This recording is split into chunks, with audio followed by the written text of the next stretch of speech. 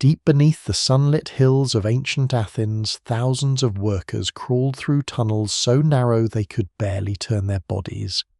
With only a tiny oil lamp to guide them, they breathed toxic, dust-broke stone in suffocating heat and searched for the silver that would build one of history's greatest naval empires. But who were these forgotten miners, and what did Athens sacrifice for its power? Before we descend into the darkness, like the video and subscribe for more hidden stories from the ancient world. The flame is barely larger than a fingernail, yet it is the only sun in this buried world. It trembles in a shallow clay lamp held close to the rock, throwing a weak amber circle across walls, blackened by smoke and polished by generations of shoulders. Beyond that small ring of light, the tunnel disappears. The ceiling presses so low that a man cannot stand. He moves on bent knees, dragging a basket through dust that clings to sweat and turns the skin grey. Every breath carries the taste of stone and oil. Somewhere ahead, iron strikes marble with a flat, repetitive crack. Somewhere behind, another worker coughs, then keeps moving. There is no horizon here, no wind, no clear measure of time. Only the vein in the rock, the lamp consuming its oil, and the knowledge that the path back to daylight may be hundreds of cramped meters away.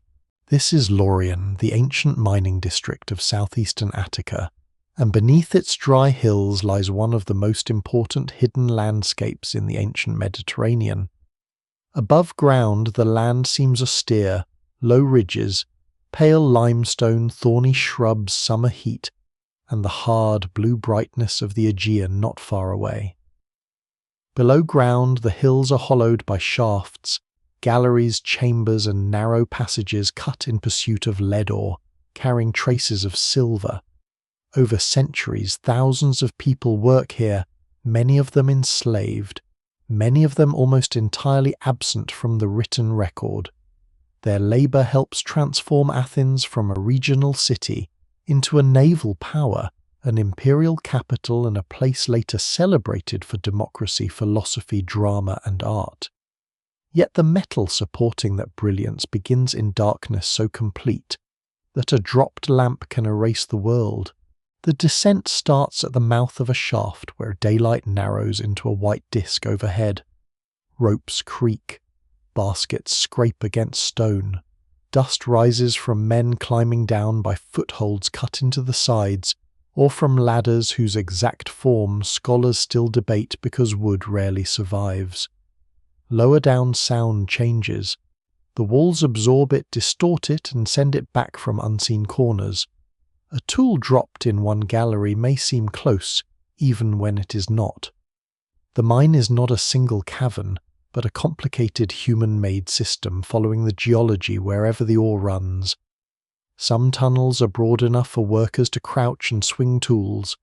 Others are so tight that movement becomes a slow negotiation between body and stone. Archaeologists have found galleries scarcely high enough for an adult to work except while kneeling or lying on one side. The narrowness is deliberate. Every unnecessary piece of rock costs time and labor to remove. Before we go deeper, take a moment to like the video and subscribe if this is the kind of history and mystery you enjoy. Because Laurion is not merely a story about silver. It is a story about the machinery of power concealed inside a landscape, about how a famous civilization depends on people whose names are mostly lost, and about the distance between what societies celebrate and what they bury. A worker entering these tunnels carries very little. A small lamp burns olive oil, its wick producing more smoke than modern imagination usually allows. A hammer and iron chisel strike the rock. A basket or sack waits for fragments of ore and waste. Water is precious above ground and difficult below, so dust settles into hair, nostrils, and lungs. The lamp's flame demands oxygen, as does every person in the gallery. In a poorly ventilated chamber, heat and breath accumulate. The flame may shrink. Smoke lingers. Ancient miners understand these dangers through experience rather than modern chemistry. They learn that certain passages feel alive with air while others become heavy and treacherous. They open connecting galleries and use shafts to encourage circulation, revealing a sophisticated practical knowledge of underground space. What survives in the record suggests that Lorien's miners could read stone with an intimacy few people above ground possessed. The valuable material does not appear as bright silver waiting to be cut free. It lies within lead-rich ore, often dull and visually unremarkable to an untrained eye. The miners follow subtle changes in texture, colour fracture, and surrounding rock. They recognise where a vein narrows where it divides, and where the meeting of geological layers may conceal richer deposits. Their knowledge is embodied. It exists in the angle of a chisel, the sound of a blow, the resistance of the wall, and the memory of how the ore behaved elsewhere. Some workers are likely skilled specialists. Others perform the most exhausting transport and crushing tasks. Ancient sources rarely distinguish their experience, but the mine itself preserves the difference between random digging and deliberate extraction. These tunnels are the fossilized paths of decisions. The darkness alters everything. A modern visitor entering an ancient gallery with electric light sees dimensions and roots all at once. An ancient worker sees only what the lamp reveals: a hand, a tool edge, a patch of wall, the back of the person ahead. Shadows exaggerate cracks and swallow openings. Oil must be carried down and rationed because when the lamp fails, orientation becomes nearly impossible. Total darkness underground is not the soft absence of light found in a moonless room. It has weight. Distance vanishes. Balance becomes uncertain. The body begins inventing shapes that are not there. Even experienced miners must rely on touch memory airflow and the slope beneath their knees. There is also the possibility of collapse, though the rock at Lorien is often strong enough to preserve passages for more than 2,000 years. Miners leave pillars where necessary and avoid widening chambers beyond what the roof can bear. Still, fractures open, tools loosen blocks, and the removal of ore changes pressure within the rock. The evidence remains incomplete, and no surviving account describes an ordinary accident in the tunnels with the detail a modern historian might wish for. Yet a falling stone in a passage only a few feet high leaves nowhere to move. A damaged lamp can spread burning oil across clothing or darkness, across an entire work group. A blocked shaft can cut off air and escape. The people subjected to these conditions come from many places. Athens acquires enslaved labour through war trade piracy, and markets extending across the eastern Mediterranean and beyond. Some workers may have spoken Greek. Others may have arrived with languages no overseer understood. They are counted as property in financial arrangements leased in groups, and assigned values based on age, strength, and skill. A few work near the surface in workshops or washing installations. Others descend repeatedly into the galleries. The exact number employed at any one moment is uncertain, and ancient estimates are difficult to interpret. But at the height of production, the wider district contains a vast industrial population. The phrase "thousands worked in darkness" reflects an economy large enough to scar hillsides, cover valleys with waste rock, and fill the countryside with processing floors, cisterns, furnaces, roads, and guarded compounds. Yet the mine does not feel vast to the person inside it. It feels close. The worker's world may be a few yards of tunnel, and the body immediately ahead. Ore is loosened piece by piece, loaded, dragged, lifted, and passed toward the surface. Progress is measured in shallow cuts. The face of the tunnel advances slowly enough that the marks of individual blows remain visible centuries later. Archaeologists can still see grooves where chisels bit into stone and soot from lamps placed in niches. These tiny recesses are among the most intimate traces in Lorien. A lamp niche is no grand monument. It is a practical cut in the wall made so a worker can free both hands. But it preserves the height of labour, the position of the body, and the small radius of light within which a human being spent hours breaking rock. Above him, Athens lives in another rhythm. Ships enter Piraeus.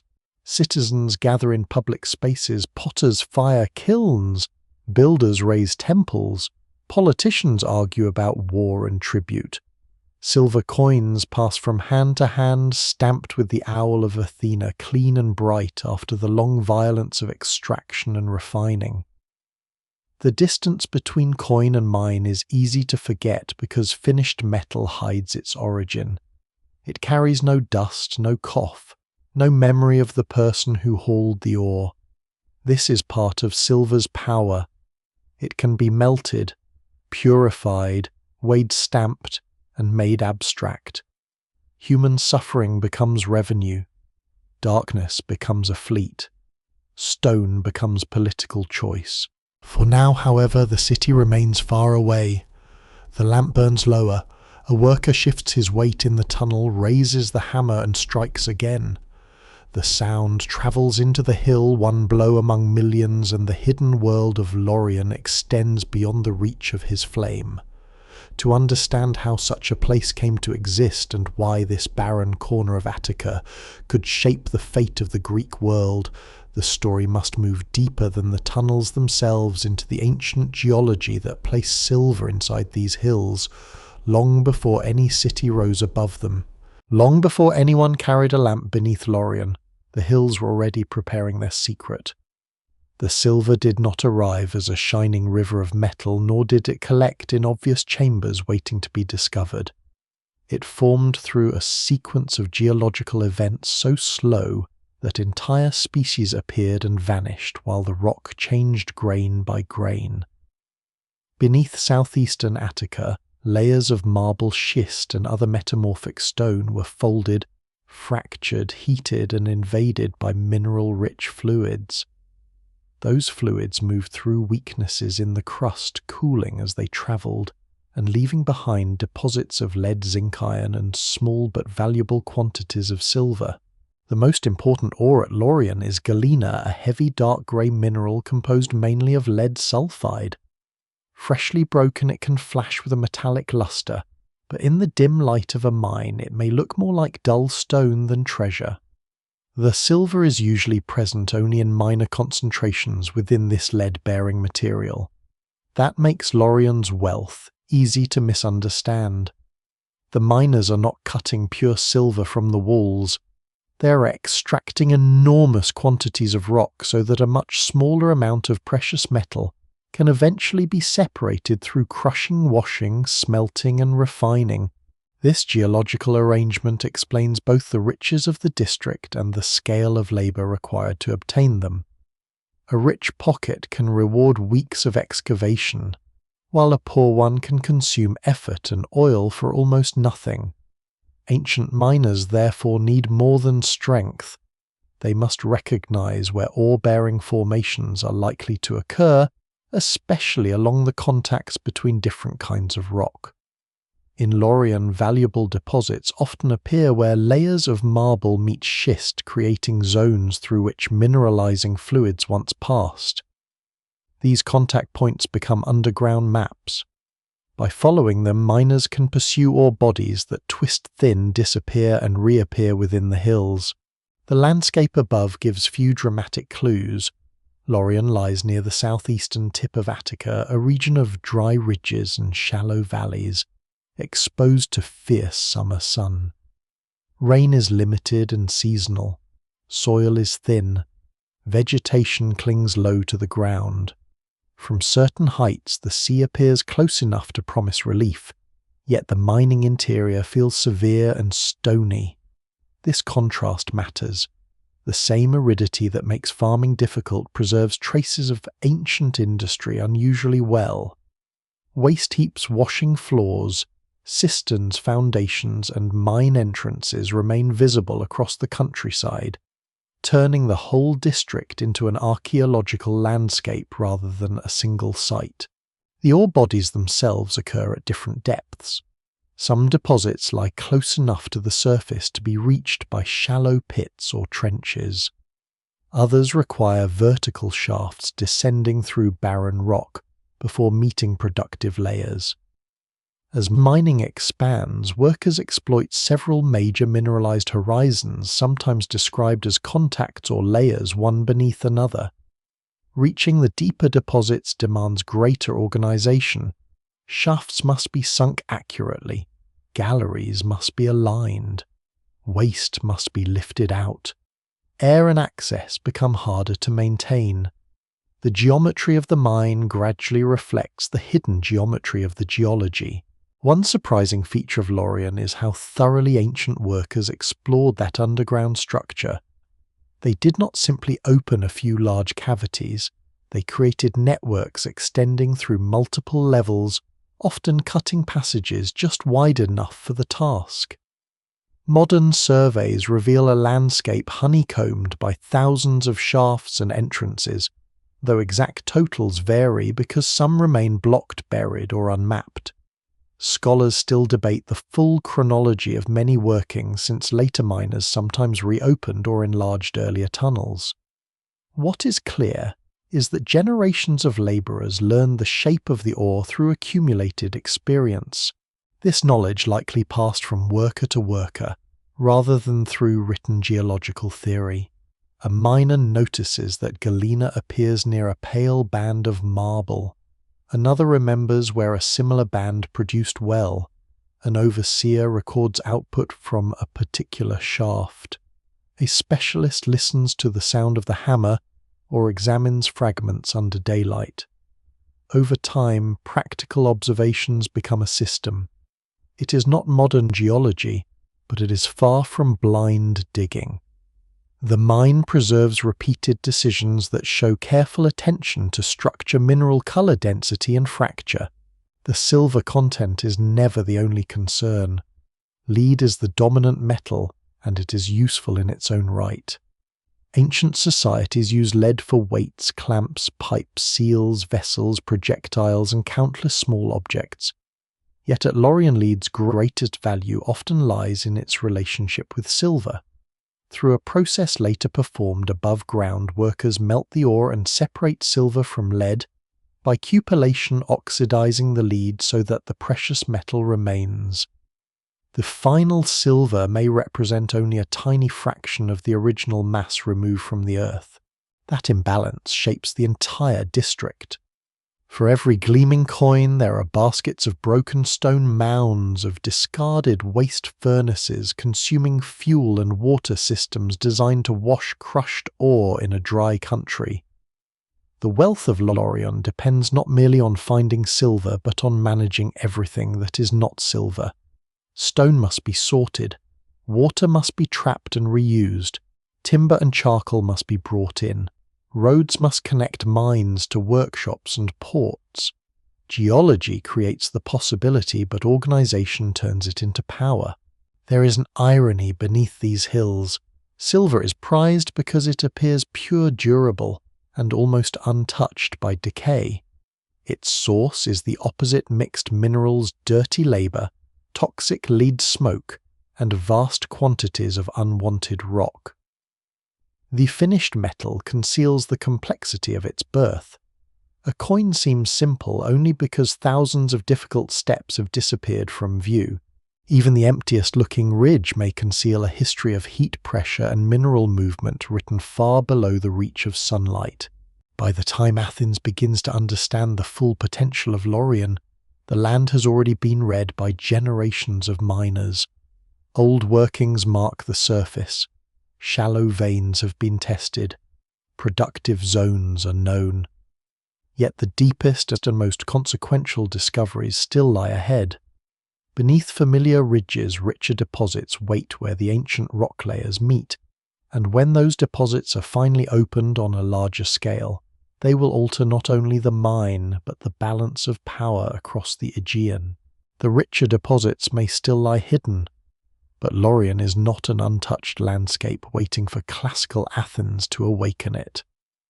Long before triremes fill the harbours of Piraeus, People are already testing these hills, breaking exposed stone and learning that certain heavy grey minerals can be transformed into useful metal. The earliest stages are difficult to reconstruct because shallow workings are easily destroyed by later mining. A trench opened in prehistory may be widened in the Archaic period, cut through again in the 5th century BCE, and disturbed once more by Roman or modern activity. Archaeologists therefore work with fragments pottery near old entrances, tool marks beneath later cuts, pieces of slag and the shape of galleries that seem older than the larger industrial system surrounding them. Metallurgy reaches the Aegean thousands of years before Athens becomes a major power. Communities throughout the region learn to work copper, lead, silver, and eventually bronze, creating networks that connect islands, coasts, and inland sources of ore. Lorien's position is favourable.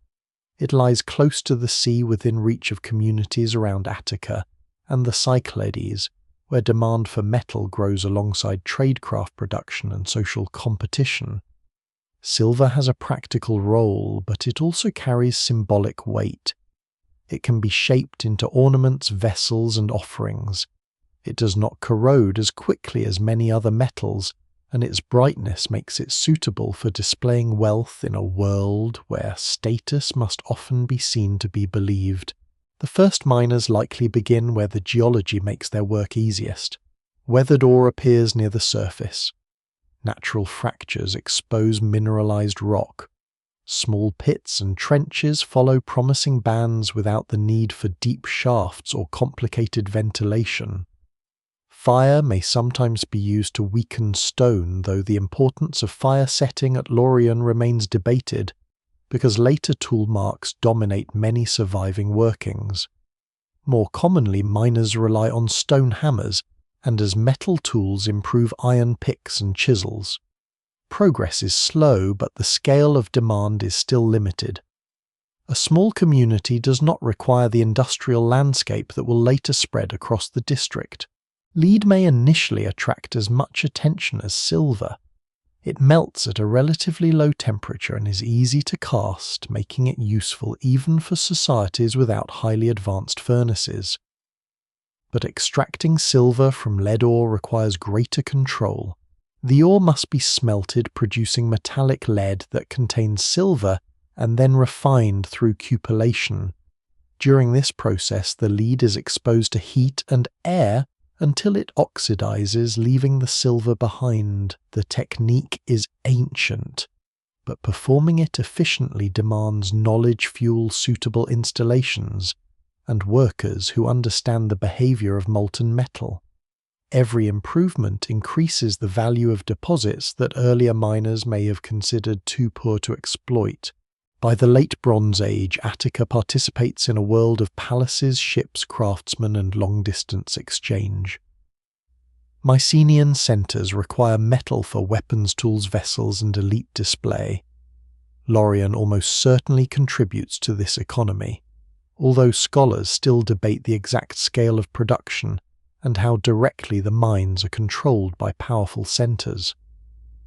Scientific analysis of ancient silver can sometimes identify characteristic lead isotope patterns associated with particular ore sources, and Lorien has been linked to objects found well beyond Attica. Yet isotope evidence is rarely a perfect address label. Metals are recycled, mixed, traded, and remelted, complicating any simple reconstruction of where a particular object began. The collapse of the Mycenaean palace system around the end of the 2nd millennium BCE disrupts trade and political organization across much of the eastern Mediterranean. Settlements shrink or disappear, writing systems vanish from use, and many specialized industries decline. Lorien's mines may also experience reduced activity, but darkness does not necessarily mean total abandonment. Local communities still need lead and silver, and knowledge of the hills does not disappear simply because palaces fall. Mining may continue intermittently, leaving fewer traces because production is smaller and less centralized. As Greek communities recover and expand during the early 1st millennium BCE, the value of Laurion rises again. Athens grows from a cluster of settlements into a more unified political community. Population increases, craft production develops, trade networks widen, coinage begins to transform how wealth is stored, measured and transferred. Silver becomes more than a material for ornaments or ritual gifts. It becomes a foundation for taxation, military, payment market exchange and public finance. The introduction of Athenian coinage does not happen in a single clean moment, and the sequence of early issues remains a subject of scholarly debate. Before the famous owl coins become dominant, Athens produces a variety of silver designs often known collectively as Wapenmünzen, or heraldic coins. They bear symbols such as wheels, amphorae, horses, and other emblems. Their metal links the city more closely to Laurion, though the exact organization of mining at this stage remains incomplete in the record. The existence of coinage nevertheless creates a powerful new appetite. Silver can now circulate in standardized pieces backed by civic authority. This change encourages deeper planning underground. Mining becomes less a matter of finding an exposed pocket, and more a coordinated effort involving prospecting, investment, labor, processing, transport, and administration. Shafts penetrate farther into the hills. Waste piles grow. Washing installations appear where crushed ore can be concentrated. Cisterns capture scarce rainwater and allow it to be reused. The district begins to develop the features of an industrial zone, although it has not yet reached its greatest intensity. Control over the mines is tied increasingly to the Athenian state, but extraction is often carried out through private enterprise. Citizens lease mining rights, employ or rent enslaved workers, and gamble on whether a shaft will find a productive deposit. A successful strike can create a fortune. A barren tunnel can consume one. This uncertainty gives Laurion the character of both industry and speculation.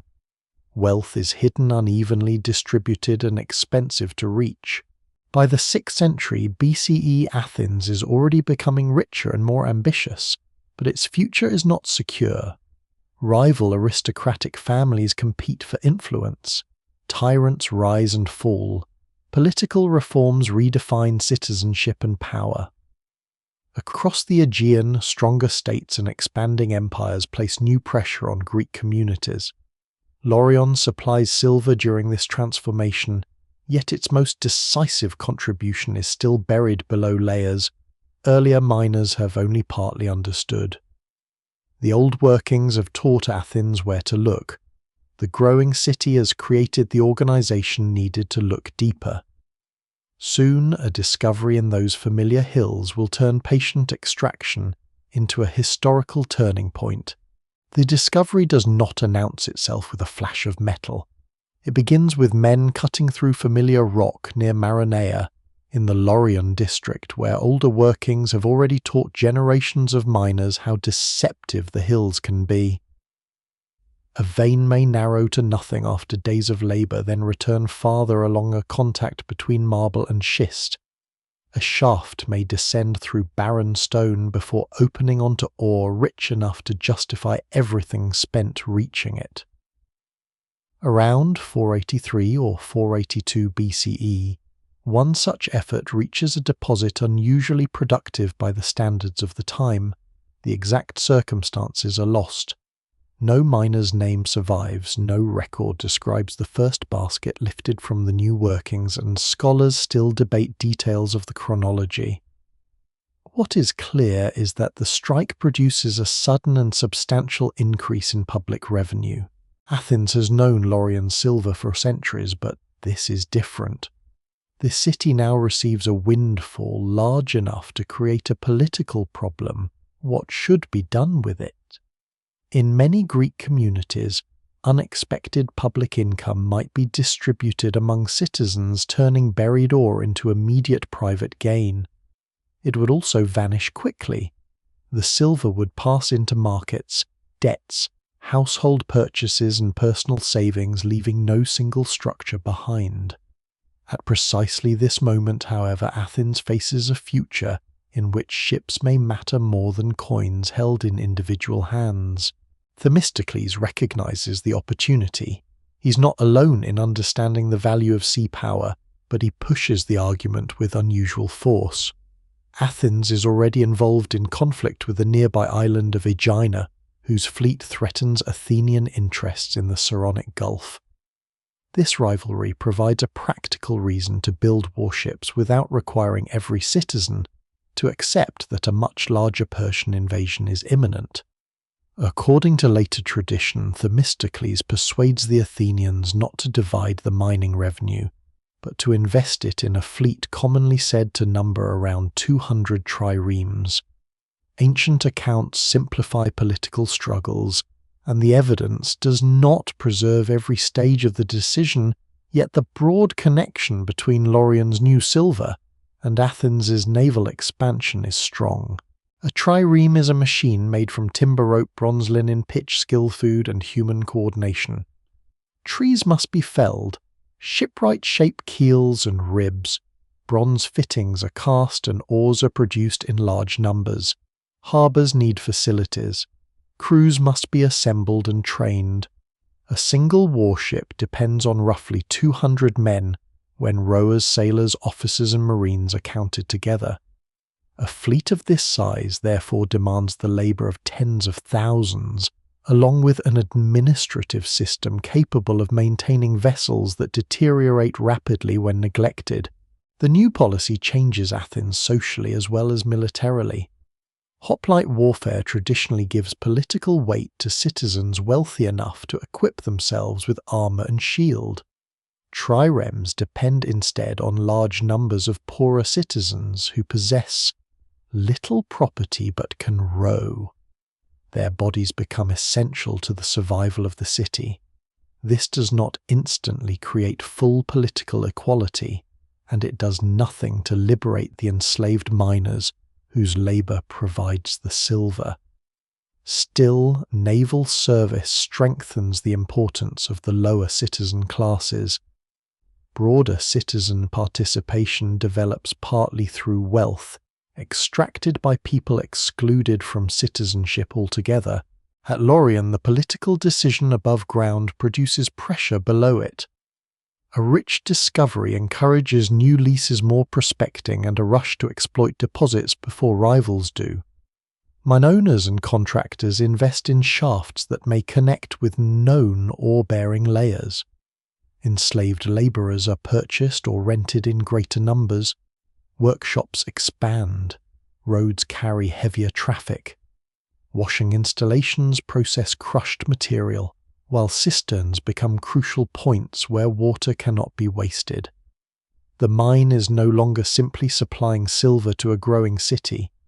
It is becoming part of a strategic system in which every usable quantity of metal may contribute to hulls, pay provisions and war. The silver also feeds Athens' coinage. The city's owl tetradrachms bearing Athena on one side and her owl on the other become among the most recognizable coins of the ancient Mediterranean. Their high and relatively consistent silver content helps them circulate far beyond Attica. Merchants, soldiers, officials, and foreign communities accept them because the metal itself carries confidence. Yet the clean surface of the coin conceals the chain of work behind it.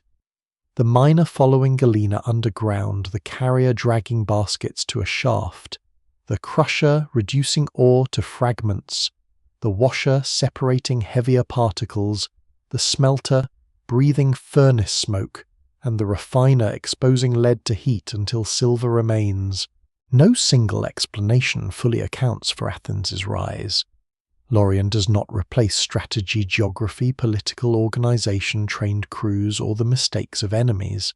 Silver alone cannot win a battle, but without concentrated wealth at the right moment, Athens would have struggled to build and sustain a fleet on the same scale. Resources become history only when institutions decide how to use them. The ore beneath Maranea matters because miners find it, because the state claims revenue from it, because citizens accept a collective investment, and because shipbuilders and rowers turn that investment into naval force. The consequences soon become visible, reaching far beyond one battlefield. In 480 BCE, the Persian king Xerxes invades Greece with an immense army and fleet. Athens is evacuated and burned. On land, the city appears almost erased. Its power survives at sea. The triremes financed after the Laurian discovery form the core of the Athenian force at Salamis, where narrow waters limit Persian numbers and reward disciplined maneuver. The victory does not belong to Athens alone, but Athenian ships are decisive. The city that seems destroyed from the Acropolis endures from wooden decks. Far below the celebrations, the source of that survival remains unchanged. Lamps burn in narrow galleries. Hammers strike stone. Men without political voices continue extracting the metal that has given thousands of citizens a new role in war and eventually in public life. The vein at Maranea has changed history, but it has also deepened the mind's appetite. Athens now understands that the darkness beneath Laurian can be converted into security, prestige, and power, and once a state learns that lesson, it rarely asks the underground world to produce less. As the fleet expands and silver begins to move through Athens in unprecedented quantities, Laurian draws people toward it from every direction. Though very few arrive on equal terms, investors come because the hills promise profit. Skilled craftsmen come because mines require tools, furnaces, timber, pottery, transport and repair. Officials come because leases must be measured and revenues collected. Merchants come because a large working population needs food oil, clothing, rope, and animals. But the greatest movement is forced. Enslaved men are purchased, rented, transferred, and driven into a district where human life is treated as another resource to be calculated alongside all water, fuel, and time. Ancient writers sometimes refer to enormous numbers of enslaved people in Attica, and later estimates for Laurian range into the tens of thousands during periods of peak activity. Such figures are difficult to verify. They may combine miners with domestic servants, workshop labourers, agricultural workers, and others spread across the region. The evidence remains incomplete, and no surviving document provides a reliable census of the mining district at its height. Yet the physical scale of Laurian makes one conclusion unavoidable. Thousands of workers are required to operate its shafts, galleries, washing floors, furnaces, roads, and supporting settlements, and a very large proportion of them are enslaved. They come from territories around the Black Sea Thrace, Anatolia, Syria, the Balkans, and other regions touched by war and slave trading. Some are captured during military campaigns. Others are seized by pirates sold by desperate families born into slavery or pass through several markets before reaching Attica. By the time they arrive at Laurian, much of their previous identity has been stripped from the record. A mine owner may know a worker's purchase price, age, physical condition, or particular skill but not preserve his birthplace, family, or language. The system values what the body can produce. Not every enslaved worker descends underground. The district depends on a complex division of labour. Some men crush ore with hammers on stone surfaces. Others grind it into smaller particles. Some carry baskets from the mine entrances to processing areas or move waste rock onto growing heaps. Workers tend washing tables, repair channels, draw water from cisterns, feed furnaces, shape clay vessels, cut timber, manage pack animals, and transport metal toward the coast. Skilled enslaved labourers may be blacksmiths, carpenters, smelters, or overseers. Their expertise can make them more valuable to an owner, but value is not freedom. A worker considered highly skilled may be protected from the most destructive tasks only because replacing him would be expensive. The underground labour is among the most punishing. The smallest galleries suggest that some workers are selected because their bodies can fit where larger men cannot move efficiently. Popular imagination sometimes places children throughout the mines, but the archaeological evidence does not allow confident claims about their numbers or roles. Small adults can also work in narrow passages, and ancient societies did not define childhood as modern societies do. What can be said is that the dimensions of many tunnels favour compact bodies and force almost everyone into painful positions. Knees, elbows, shoulders, and backs absorb constant strain. Work groups likely operate in coordinated chains. One miner cuts the face of the ore body, another clears fragments. Carriers move material toward a shaft. Others raise it to the surface, perhaps in baskets suspended by rope or passed upward through stages. Lamps must be supplied with oil and tools must be sharpened. A single worker cannot accomplish much alone. The mine functions through repetition, timing, and hierarchy, though ancient sources tell little about the exact organization of an ordinary shift. Some enslaved workers are owned directly by mine investors. Others are rented from wealthy Athenians who specialize in leasing human labor. Xenophon later describes Nicias, one of Athens' richest citizens, as owning 1,000 enslaved men who he hires out to work in the mines. Another owner is said to lease several hundred. The details may reflect idealized economic arguments rather than complete business records, but they reveal a system in which a human being can generate regular income without the owner ever entering the mining district. The lessee pays a daily fee and may assume responsibility for maintaining the workforce or replacing losses depending on the agreement. This arrangement spreads risk in a revealing way. The citizen who owns the labourers earns rent. The mining contractor hopes the ore will cover expenses and produce profit. The state receives revenue from leases and taxes. The greatest physical risk falls on the enslaved worker, who has no share in the silver and little control over where he is sent. If a shaft proves barren, the investor loses money. If a gallery collapses, the miner may lose everything. Control must be constant because the workforce has powerful reasons to resist. Guards watch roads, entrances, workshops, and sleeping quarters. Chains may be used especially for transport or punishment, though it is unlikely that every miner works continuously shackled in galleries where movement is already difficult. Surveillance, isolation, threat, and dependence can be more practical than iron restraints. Food is controlled.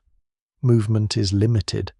The unfamiliar landscape and mixture of languages make escape harder, while the surrounding state treats the runaway as stolen property, rather than a person reclaiming freedom. Even under such conditions, resistance does not disappear. It may take the form of flight damage tools, concealed or slowed work, false information about a vein, or cooperation among workers. Direct evidence is rare because those who resist seldom leave written accounts. Records are produced by owners, officials, and elite observers, people more interested in lost revenue than enslaved experience. Scholars still debate how often organized rebellion occurred within Lorien itself, but later wartime escapes show that many workers seized freedom when Athenian control weakened.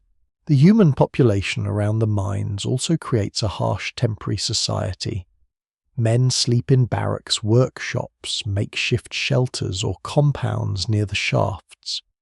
Smoke from furnaces hangs over processing zones. Hammering continues across broad areas. Dust covers paths and buildings. Water is rationed carefully, yet bodies require it in a climate where summer heat can become dangerous even before a worker descends underground. Food must be transported into a region unable to support such numbers easily. Grain olives, dried fish, onions, wine, and legumes may sustain labourers, but the quantity and quality of rations likely vary according to status and profitability. Athens sees silver leaving Laurion. Laurion sees people arriving and disappearing into the system. Their hands in large old galleries open new shafts and strip productive zones from the rock. Their bodies transform geology into revenue, yet their names almost never reach the surface of history. The expanding mine is therefore not simply a technological achievement or an economic success. It is a landscape of controlled movement, where thousands are sent below ground so that power can rise elsewhere. The road into Laurion narrows until it becomes a hole in the earth. At the surface, the entrance may be little more than a dark opening cut into pale rock, surrounded by spoil heaps and traffic. A worker approaching it leaves behind the glare of Attica, the wind from the sea, and every familiar measure of distance. The first descent can be vertical. Shafts plunge through stone to reach ore-bearing layers, below some extending tens of meters, and others branching into intermediate levels. Their walls preserve footholds, tool marks, and ledges where men or baskets may have paused. The worker lowers himself, testing each foothold before transferring his weight. Rope may assist the descent, though organic materials rarely survive well enough for archaeologists to reconstruct every method. Dust shaken loose by movement drifts past the light and vanishes. Above the circle of sky shrinks. Voices from the surface become thin and distorted, while sounds from below rise without revealing their distance. At the bottom, the mine no longer follows the convenience of the human body. It follows the ore. Galleries spread along mineralized contacts, turning when the vein turns and narrowing when the valuable material narrows. The result is not a planned city beneath the hills, but a maze shaped by geology profit and generations of decisions. Some passages are straight enough to suggest deliberate surveying. Others bend sharply around barren rock. A gallery may end where the ore failed, then reopen nearby through a crosscut made by later workers. Old and new workings intersect, creating routes whose chronology remains uncertain even to modern investigators. Many passages are barely high enough for a person to crouch. In the smallest, a worker must crawl on knees and elbows, pushing a lamp ahead and dragging his body through a space with no room to turn. The ceiling scrapes the back. Jagged edges catch clothing and skin. A basket filled with ore makes the return harder because its weight must be pulled through the same route. The dimensions are an economic calculation made visible in stone. Removing extra rock creates no silver, so galleries are cut only as large as necessary. Wider chambers appear where ore bodies thicken. Here, several workers may operate at once, their lamps multiplying shadows across walls and pillars. The space can feel generous after the galleries, yet it carries different dangers. When miners remove a large mass of material, they change the support holding the roof. Pillars of untouched rock are sometimes left in place from necessity. Their position reveals practical engineering based on observation. Ancient workers understand that certain spans can remain open, while others require support, although no written manual survives to explain their calculations. No underground map from classical Laurion has been found. Knowledge of the mine likely lives in memory routine and the experience of those who repeatedly travel its passages. A new labourer follows someone who knows the route. Marks may be cut into walls. Lamp niches changes in floor-level airflow, and hauling direction help orient the body. Yet getting lost remains possible, especially where abandoned workings intersect active ones. Total darkness makes every turn identical. Without a flame, even a familiar gallery becomes a sealed and featureless space. Air is the mine's invisible limit. Every lamp consumes oxygen and produces smoke. Every worker adds heat and breath to a confined passage. In a dead-end gallery, the air can grow foul enough to weaken both flame and body. Lorien's miners respond by linking shafts and galleries so that differences in temperature and pressure encourage circulation. Warm air rises through one opening while cooler air enters through another. The effect is imperfect, and scholars still debate how systematically ventilation was designed, but the networks show that ancient miners recognized the need to keep air moving. Vertical shafts serve several purposes at once. They provide access, remove ore and waste, and help ventilate lower levels. Some are sunk from the surface to known geological contacts. Others connect existing workings. Their construction requires precision. A shaft descending through unproductive rock must reach the intended layer closely enough to justify months of labor.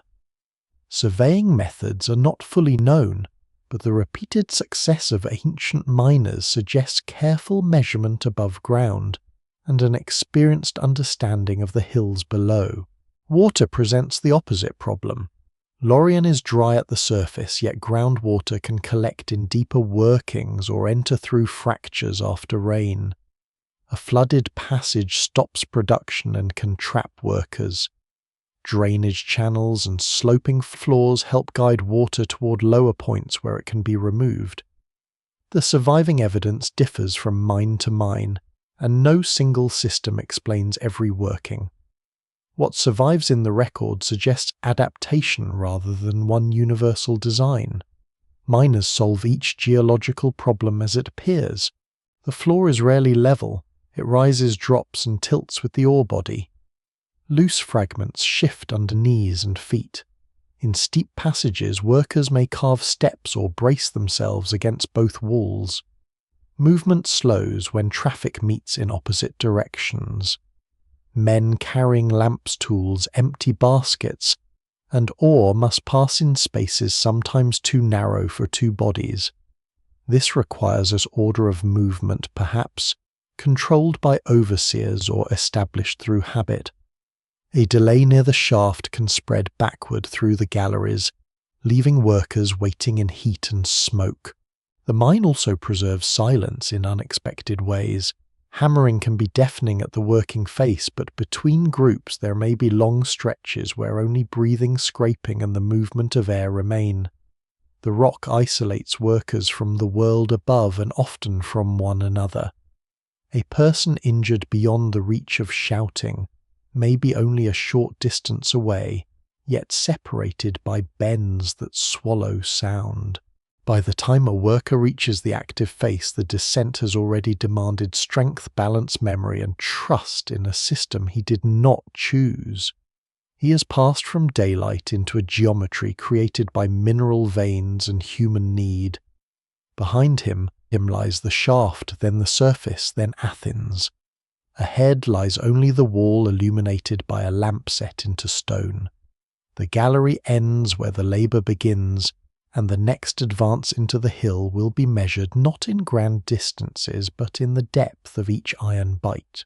At the working face, the mine contracts to the size of a single task.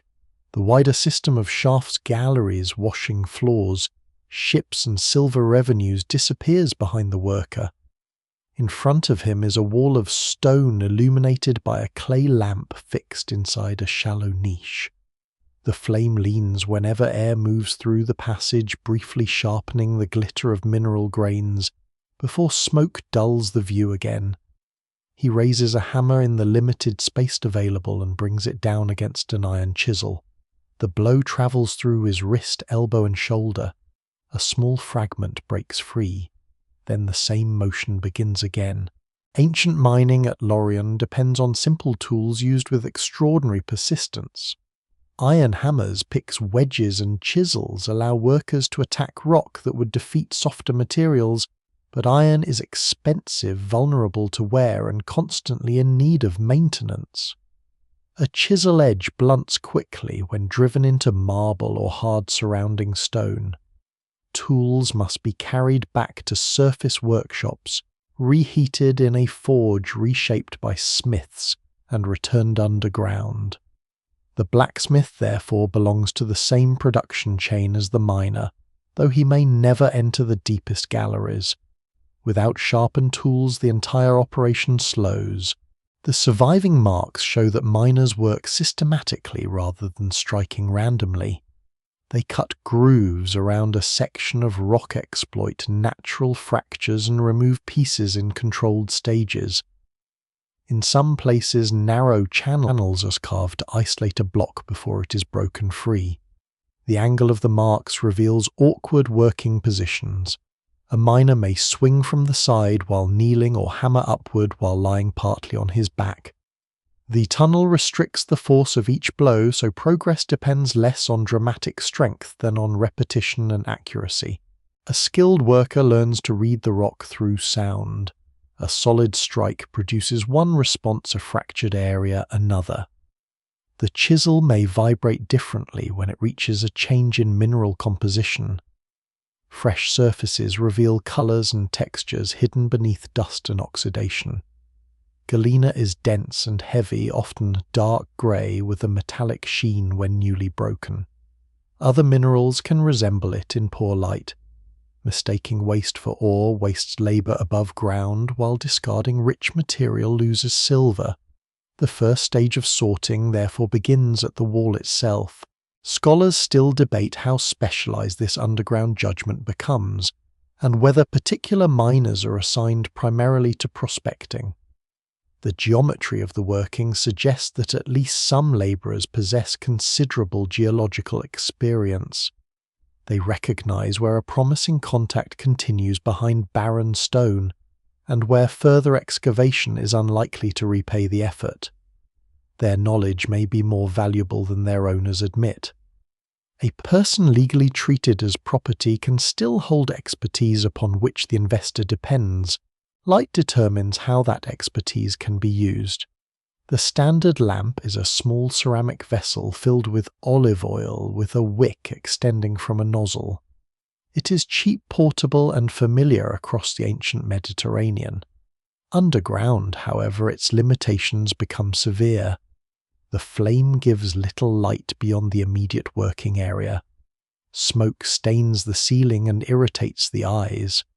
Oil must be transported through narrow galleries where every additional burden matters.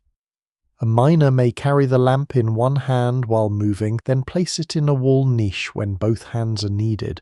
Lamp niches survive throughout the mines, often darkened by soot. Their position records where workers stopped, turned, or spent long periods. Some are cut close to the floor because the gallery is low. Others appear in clusters around a chamber, suggesting several people worked there at once. Archaeologists sometimes use soot layers and lamp fragments to study phases of activity, although repeated occupation complicates the picture. A later miner may reuse a niche cut centuries earlier, adding another thin deposit to a record that cannot always be separated cleanly. Oil consumption places a practical limit on working time. A lamp does not measure hours precisely, but its declining level creates a rough sense of duration. Workers know how long a filled lamp usually lasts and how far they can travel before it must be replenished. An overseer can estimate output against oil, issue turning light itself into part of the accounting system. Too little oil risks darkness. Too much may be seen as waste. The flame is therefore both a survival tool and a measure of control. Once loosened, ore must leave the face quickly, or the gallery becomes blocked. A second worker gathers fragments by hand or with a small tool, separating obvious waste and loading the valuable material into a basket, leather container, or sack. Organic containers rarely survive, so their precise forms remain uncertain. The burden is then dragged, carried, or passed toward a larger passage. In the lowest galleries, a person may crawl backward while pulling the load, unable to turn around. The route to the shaft can be longer and more exhausting than the cutting itself. Ore is unusually dense because of its lead content. A basket that appears modest can weigh heavily, especially when hauled through sloping tunnels. At junctions, loads may be transferred from one carrier to another. This relay reduces the need for every worker to travel the entire underground route and allows production to continue while full containers move outward and empty ones return. At the shaft, lifting becomes another coordinated operation. Ropes, wooden frames, pulleys or windlasses may raise baskets to the surface, although the exact equipment varies and much of it has vanished. Tool marks and structural cuttings around some shafts suggest installations designed for repeated hauling. A rope rubbing against stone wears quickly, so contact points may be smoothed or protected. The workers above must lift steadily enough to prevent the load from swinging into the walls or falling back onto those below. Waste rock follows the same path, but it offers no profit. Some is left underground to fill exhausted spaces or support unstable areas. The rest is removed and dumped outside, where enormous heaps gradually reshape the landscape. These piles contain mistakes as well as refuse. Later workers and modern archaeologists find fragments of ore discarded because ancient sorting was imperfect. The existence of recoverable metal in waste shows how speed, poor light, and human fatigue affect even a highly organized industry.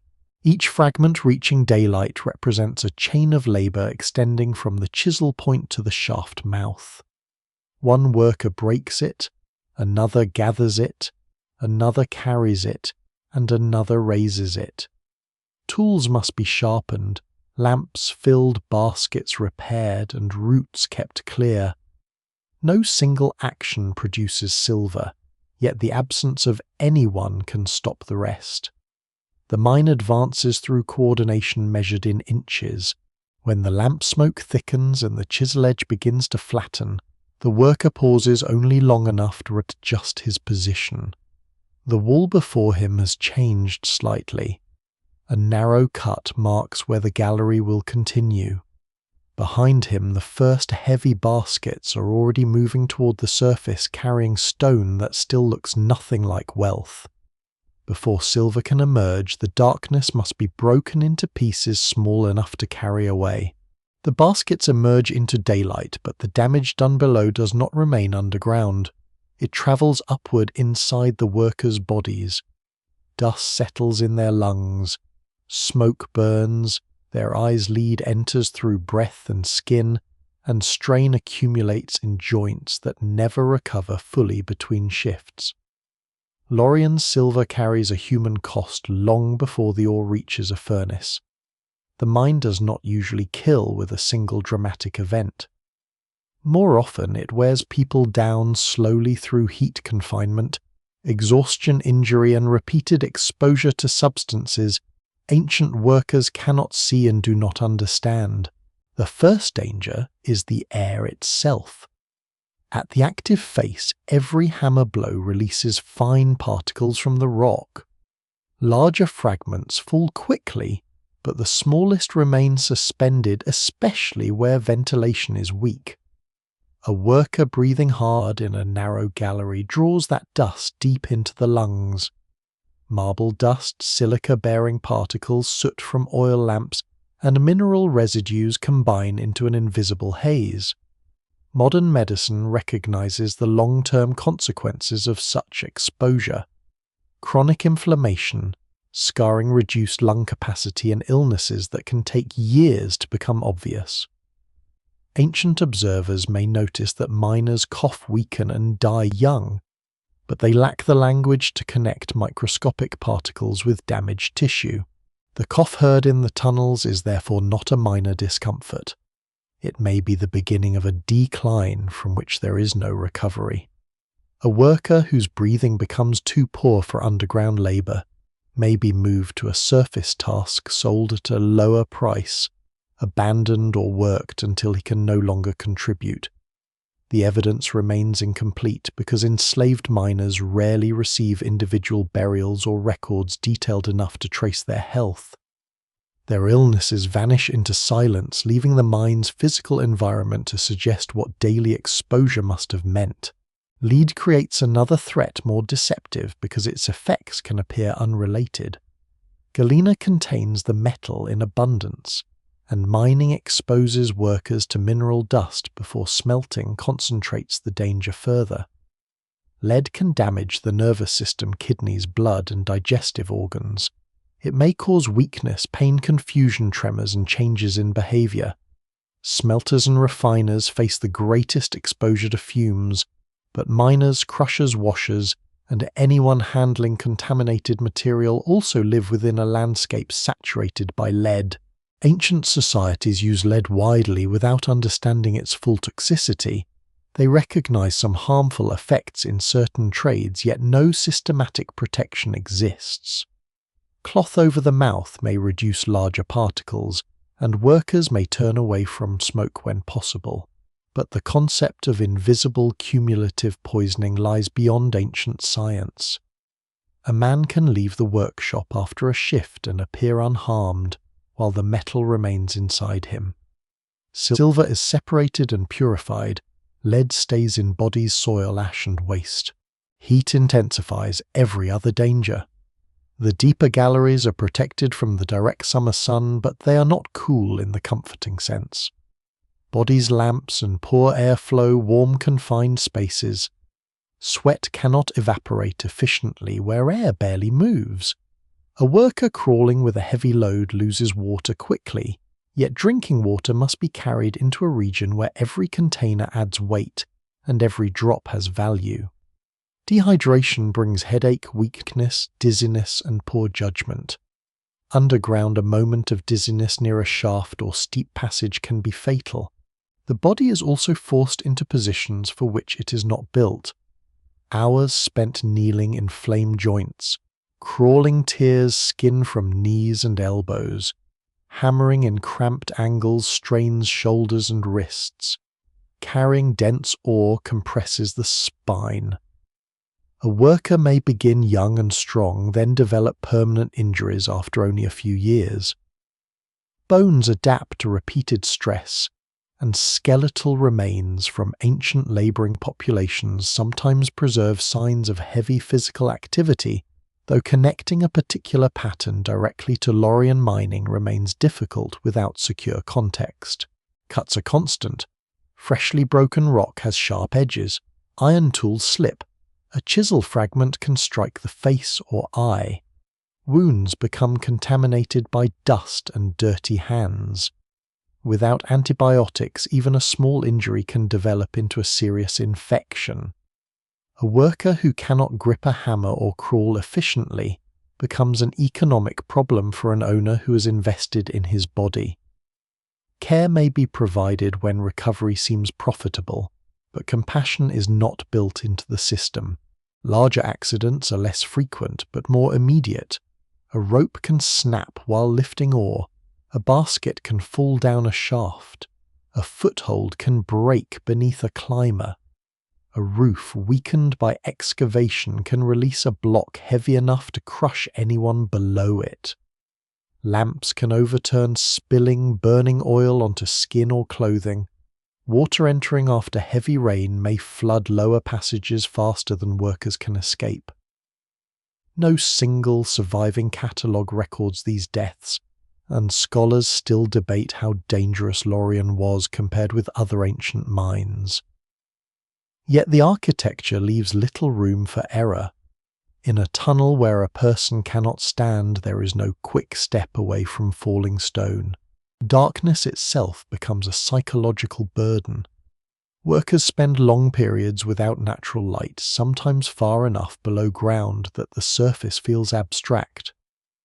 The route out depends on memory and functioning lamps.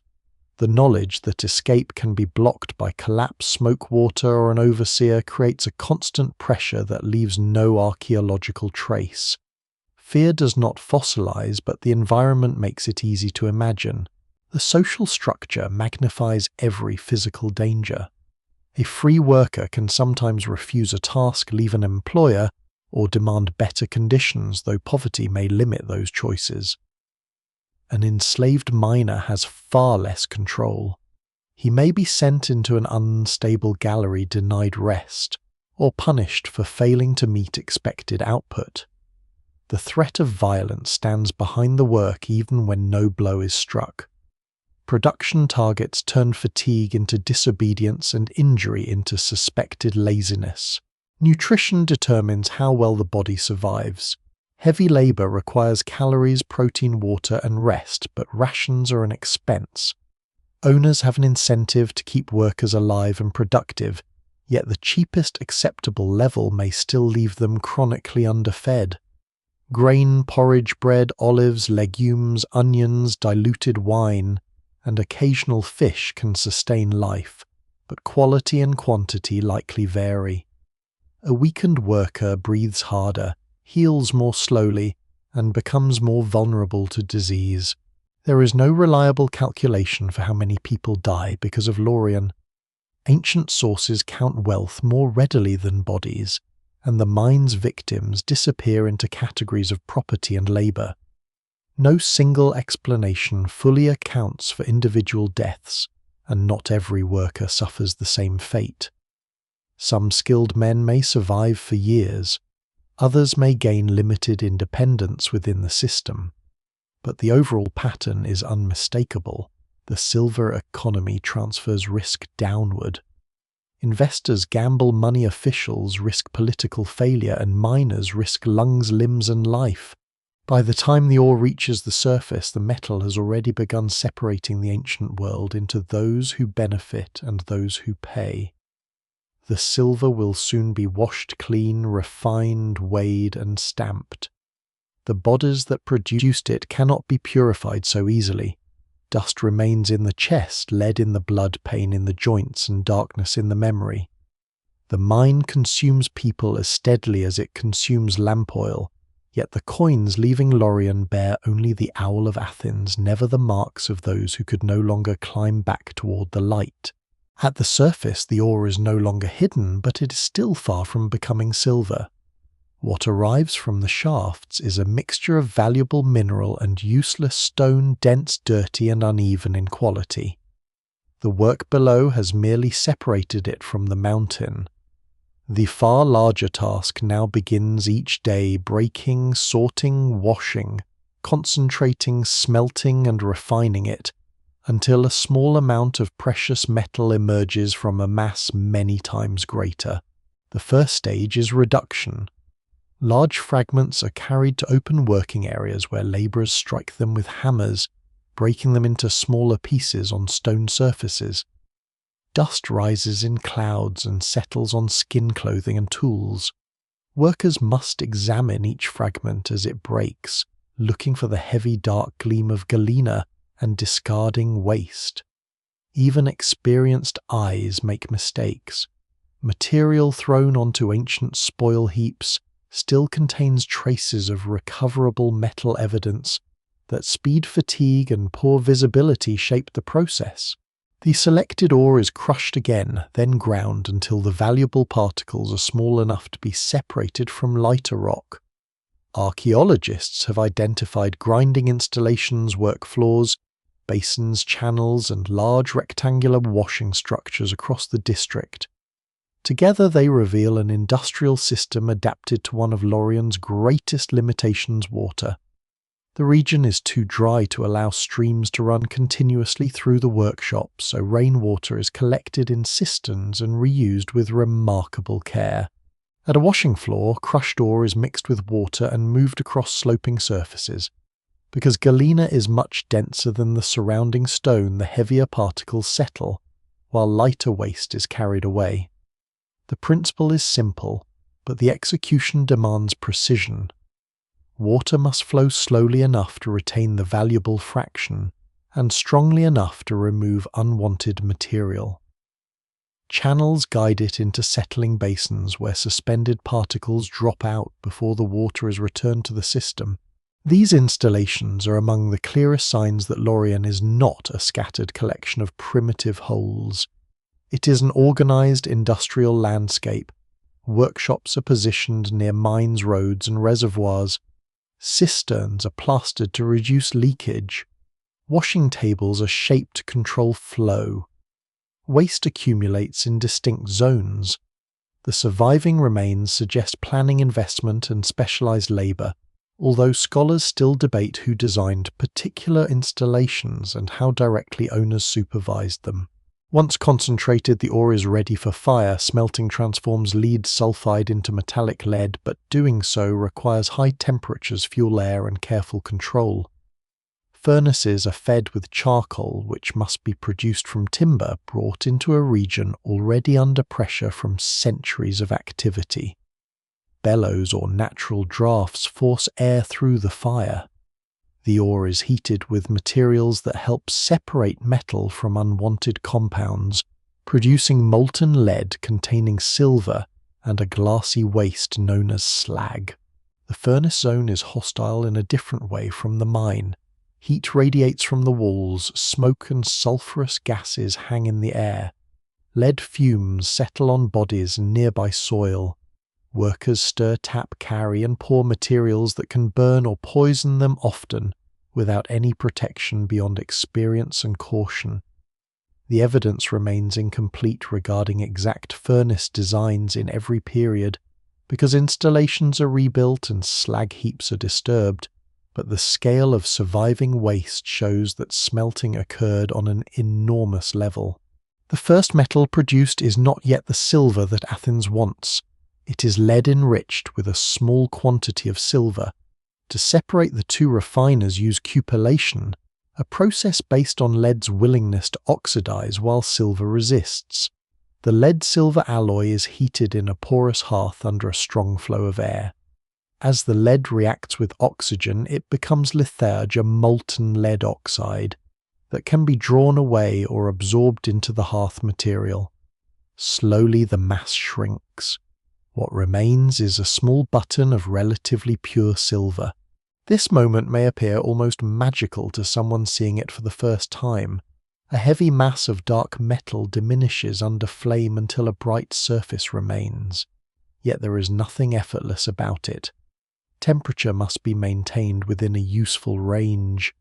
Airflow must be controlled. Too little oxidation leaves lead in the silver. Too much mishandling can waste valuable metal.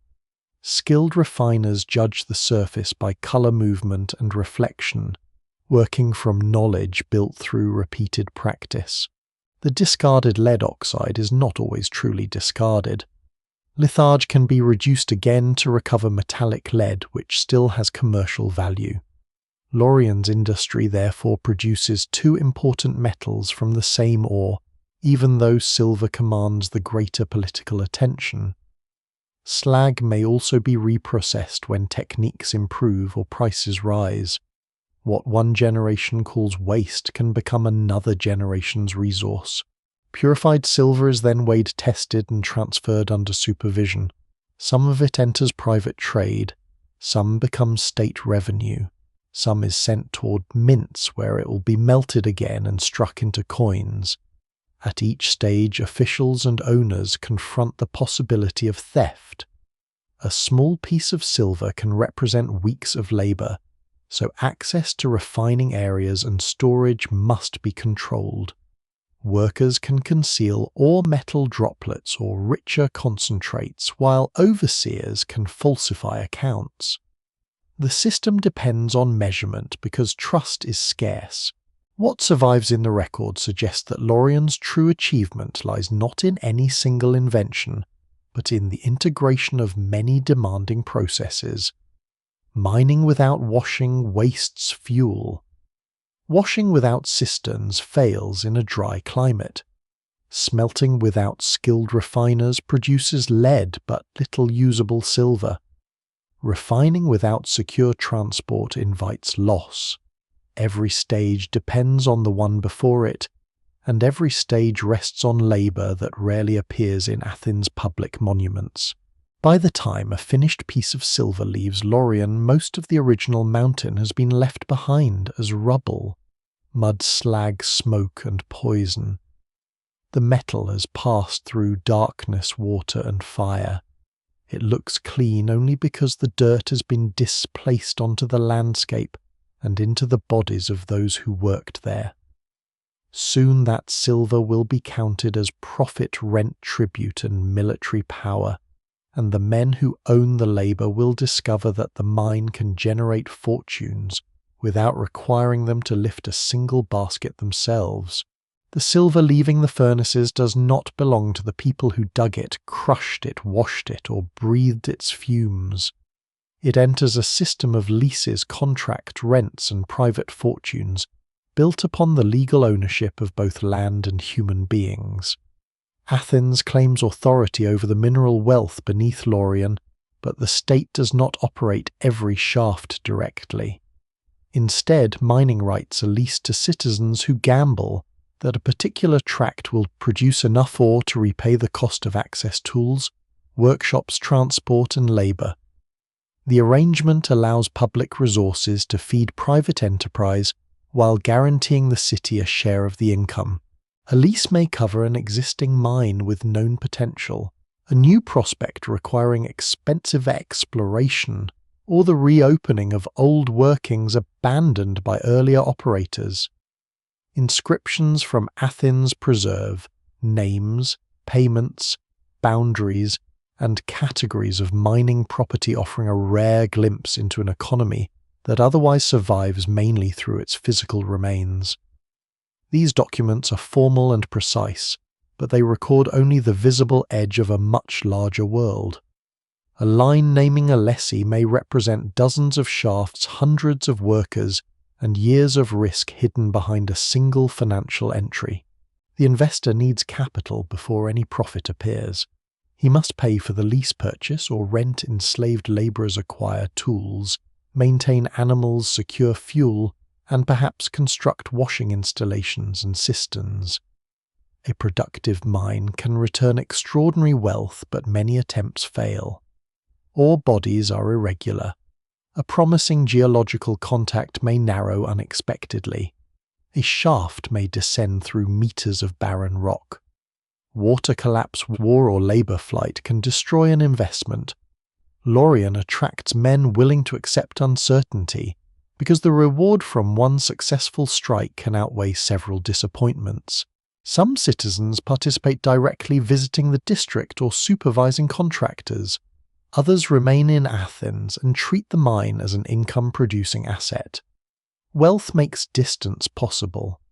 A rich owner can hire managers to oversee work-rent laborers to an operator and collect payments without ever entering the smoke or darkness from which those payments come. The farther the owner stands from production, the easier it becomes to see workers as numbers rather than bodies. The leasing of enslaved people is central to this separation. A man who owns hundreds of laborers can rent them to mining contractors for a fixed daily return. The contractor gains a workforce without paying the full purchase price, while the owner receives steady income and may transfer some operational risk to the lessee. Ancient descriptions suggest agreements in which the renter is expected to return the same number of workers or compensate for losses. The exact terms vary and are not fully preserved, but the principle is clear.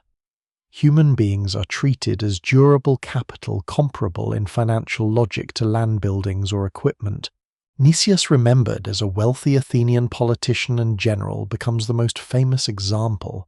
Ancient tradition credits him with owning around 1,000 enslaved workers leased to the mines. The figure may be rounded or exaggerated, yet it remains plausible within the scale of the district, and reveals how mining income could support elite political life. Nicias is known publicly for military commands, religious generosity, and cautious politics. Beneath that reputation lies revenue produced by men whose identities are not recorded beside his. Other Athenians own smaller groups and pursue the same model. A citizen does not need 1,000 workers to benefit. 10, 20, or 50 rented laborers can produce regular income if the demand remains strong. This spreads financial participation in Laurion across different levels of wealth, though the largest profits naturally favor those already able to invest heavily. Silver does not erase inequality. It multiplies the advantages of those who possess capital, political connections, and legal control over labour. The state benefits at several points. It receives payments from leases and taxes, commercial activity. The mint turns silver into standardized coinage. Naval and military power protect trade routes that increase demand for money and metal. Successful mining strengthens the state, while the state protects the legal order that makes mining profitable. This circle can appear efficient from the perspective of citizens who share in public revenue. For enslaved workers, it is a closed system designed to prevent any claim upon the wealth they create. Profit depends on discipline. Overseers track output, issue oil count baskets, inspect ore, and report delays. A worker who slows because of injury may be punished as though his body were withholding property. Theft is feared at every stage because valuable ore can be concealed in clothing baskets or waste. Owners respond with searches, guards restricted movement and divided responsibilities. One group extracts, another transports, another processes, reducing the chance that any single worker controls the full route from stone to silver, yet complete control is impossible. Miners possess knowledge that owners need. They know which galleries are unstable, which veins are improving, and where richer fragments may be hidden. A skilled worker can misdirect an overseer, conceal a productive pocket, or exaggerate danger. These small acts rarely overturn the system, but they reveal its dependence on people it attempts to reduce to tools. Coercion can force labour. It cannot manufacture expertise instantly. The fortunes produced at Lorien flow back into Athenian life. They purchase houses, estates, horses, armour, political influence, festivals, sponsorships, and public prestige. Wealthy citizens finance dramatic performances, equip warships, and dedicate offerings to the gods. To the city, such generosity appears civic-minded. The source of the money may remain socially distant, buried beneath respectable acts of display. A silver-funded chorus performs before thousands, while the men who made that silver possible remain unnamed in the galleries. Scholars still debate how widely mining profits were distributed, and how directly Lorien shaped individual political careers. Not every wealthy Athenian fortune comes from silver, and not every mine investor becomes powerful. Agriculture, trade, manufacturing, inheritance, and empire also matter. But the surviving leases, literary references, and industrial scale of the district make clear that Lorien creates a major avenue for accumulation. It allows those with money to purchase labour, those with labour to pursue ore, and those with successful ore to purchase greater influence. The contradiction becomes sharper as Athens celebrates freedom among citizens. Public debate expands. Courts empower ordinary male citizens. Naval service gives poorer Athenians political weight. Yet the economic foundation beneath parts of this system depends on people excluded from every right the city praises. Their captivity does not sit outside democracy as an unrelated cruelty. It is woven into the revenue, leisure, and military capacity that help democratic Athens function. Every finished coin therefore carries two values. One is stamped openly its weight, purity, and authority. The other remains hidden, the hours of forced labour, the risk transferred downward, and the fortunes accumulated upward. Lorien does not merely produce silver. It produces distance between suffering and respectability, allowing wealth to arrive in Athens polished clean of the darkness from which it came. The silver that leaves Lorien does not remain still for long.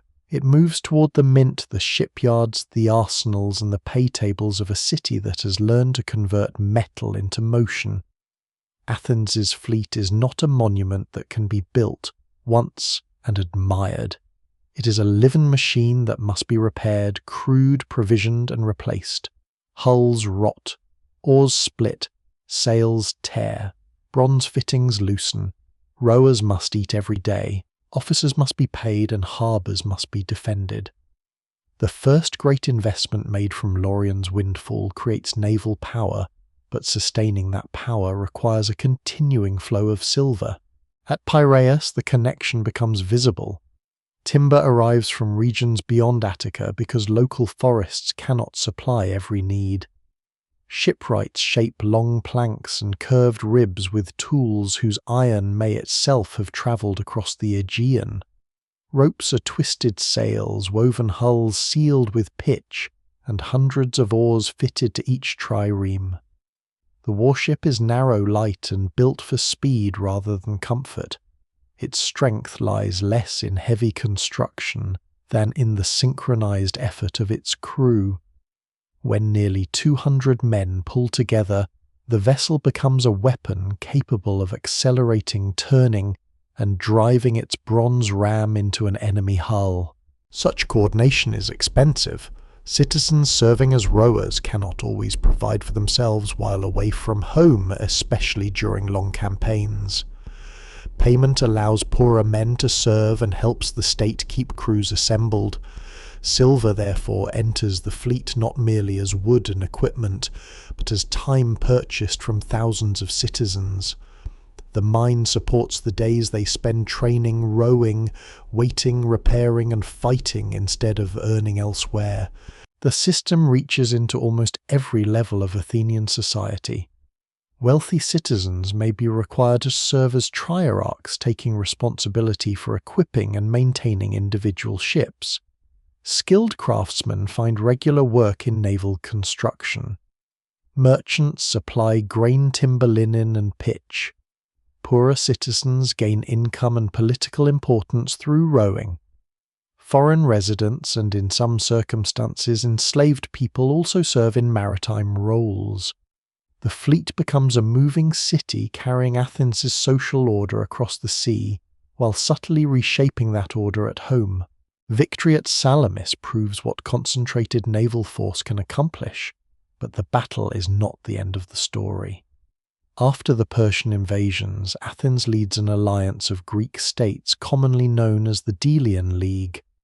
Members contribute ships or tribute for continued defense against Persia. Over time, the alliance hardens into an empire. Tribute once stored on Delos is transferred to Athens. Allied states that attempt to leave are compelled to remain. A fleet originally justified by survival becomes an instrument of control. Lorien's role in this transformation is indirect but fundamental. The mines help create the naval capacity that places Athens at the center of the alliance. Later tribute from ally supplies additional silver, reducing the city's dependence on one source alone. Yet the habits established at Lorien continue. Wealth is extracted from distant communities, concentrated in Athens and converted into ships, buildings, wages, and political power. The logic of the mine expands outward. Just as ore is drawn from beneath Attica, revenue is drawn from across the Aegean. Athenian alcoins follow the same routes as the fleet. Their recognizable design and reliable silver content make them useful in trade from Egypt to the Black Sea and beyond. Some are spent by soldiers and sailors. Others pay for grain, timber, mercenaries, and imported luxuries. Hoards found far from Athens show how widely the coins circulate, though scholars still debate the exact balance between commerce, military payment, and state finance in particular regions. What survives in the records suggests that the owl becomes more than currency. It becomes a portable sign of Athenian reach. The navy also alters the city's political balance. Men of modest property who row the ships know that their labour is essential. Without them, the fleet cannot leave harbour. Their importance strengthens arguments for participation in assemblies, courts, and public decision-making. Democracy is not created by silver alone, and its development has deeper roots in reforms, conflict, and civic tradition. Still, naval power gives poorer citizens leverage that an army dominated by wealthy hoplites would not provide to the same degree. This creates one of Lorien's deepest contradictions. Enslaved miners produce the revenue that helps empower free citizens. The men underground possess no vote, yet their labor supports a military system that increases the political voice of men above them. Freedom expands within a boundary maintained by slavery. Athens can become more democratic for citizens while remaining brutally coercive toward everyone excluded from citizenship. The fleet's success encourages further expansion. Athenian ships patrol sea lanes, escort grain, suppress piracy, collect tribute, and punish revolt. Naval bases and fortified harbours extend the city's reach. The long walls connect Athens to Piraeus, allowing access to the sea even when enemy armies occupy the countryside. This strategy depends on imports and maritime control, both of which require money on a scale few Greek cities can match. Silver helps make Athens resilient, but it also makes the city ambitious. Naval strength invites distant campaigns, political interference, and the belief that setbacks can be repaired with more ships and more pay. The same resource that protects Athens from Persia helps draw it into conflicts across the Greek world. Power becomes difficult to limit once institutions, careers, and livelihoods depend upon its continuation. No single explanation fully accounts for the rise of the Athenian Empire. Geography favours Piraeus. Political leadership matters. Persian weakness, allied fears, commercial opportunity, and naval skill all play roles. Yet without the financial base created by Laurion at a critical moment, Athens may never have possessed the fleet needed to turn opportunity into dominance. Far from the sea, miners continue striking the walls. They do not hear the commands shouted across decks or the crash of rams against timber. They do not see allied tribute carried into Athenian treasuries or citizens gathering to debate campaigns. But every shaft and washing floor belongs to the same system. Silver rises from the earth, passes through fire, and returns to the world as ships. Those ships bring security, wealth, and pride. They also carry coercion. The fleet born partly from Laurion becomes both shield and spear, defending a city while extending its power over others. Beneath that double purpose lies the same buried truth: the brightest achievements of Athens are being financed by a darkness the city prefers not to examine too closely. Its polished coins reveal authority, while its tunnels preserve costs imposed on people, denied any share in that authority. The power built from Laurion seems immense when viewed from the deck of an Athenian trireme, but beneath the hills it depends on control that can never be secure. Thousands of enslaved workers know the galleries better than the men who own them.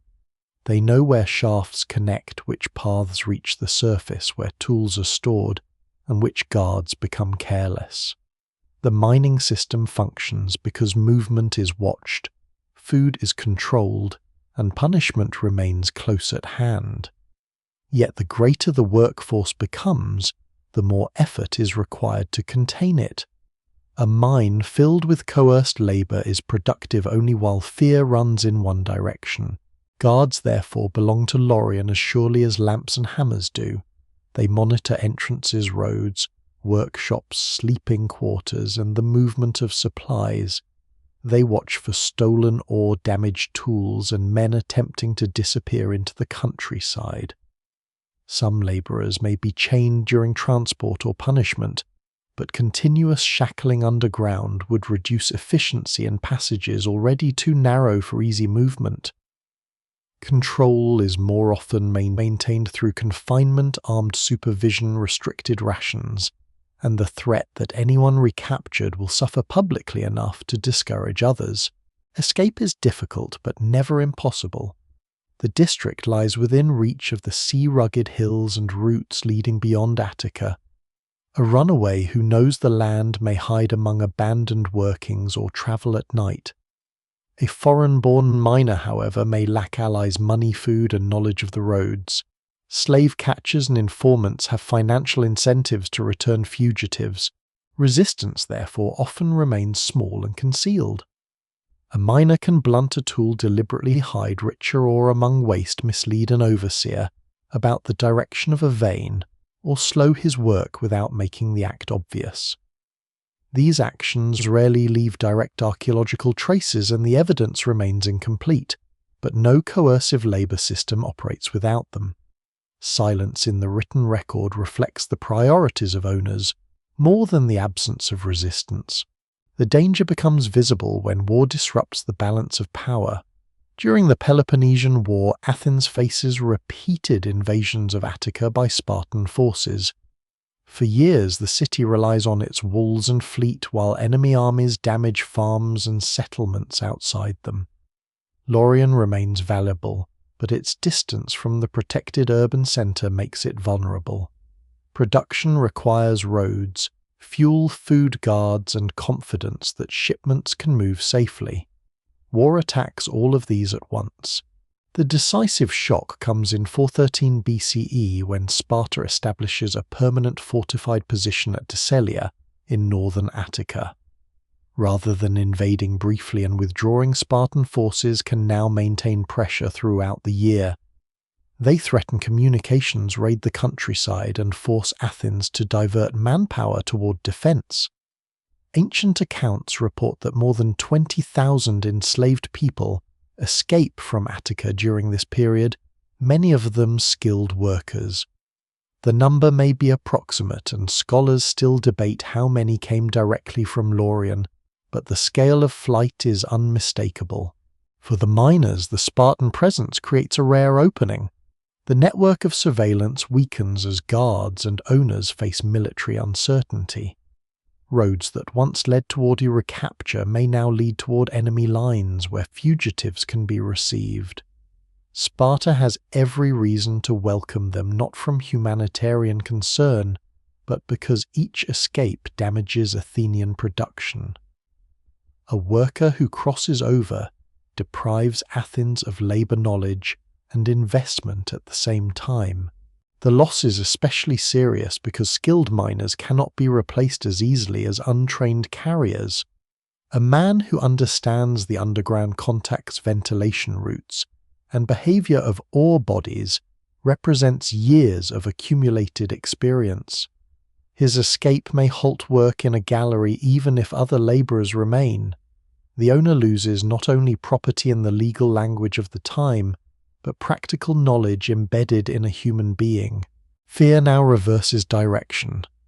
Owners who once assumed the state would protect their control confront the possibility that their workforce may vanish in days. Guards must watch larger areas with fewer resources. Contractors hesitate to invest in new shafts. Food and fuel become harder to move. Furnaces fall quiet when ore deliveries decline. Washing floors dry. The industrial rhythm that once seemed permanent begins to break apart.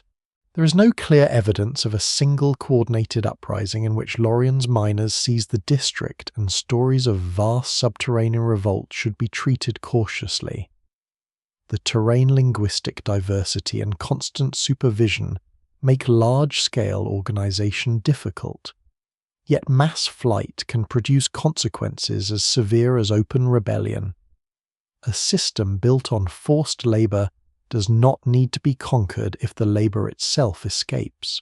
The disruption exposes how dependent Athens has become on people it refuses to recognise as members of the community. Citizens debate strategy in the assembly, but the mine cannot be commanded into productivity by decree. Silver requires bodies, underground specialists at the washing floors, smelters at the furnaces, and haulers on the roads.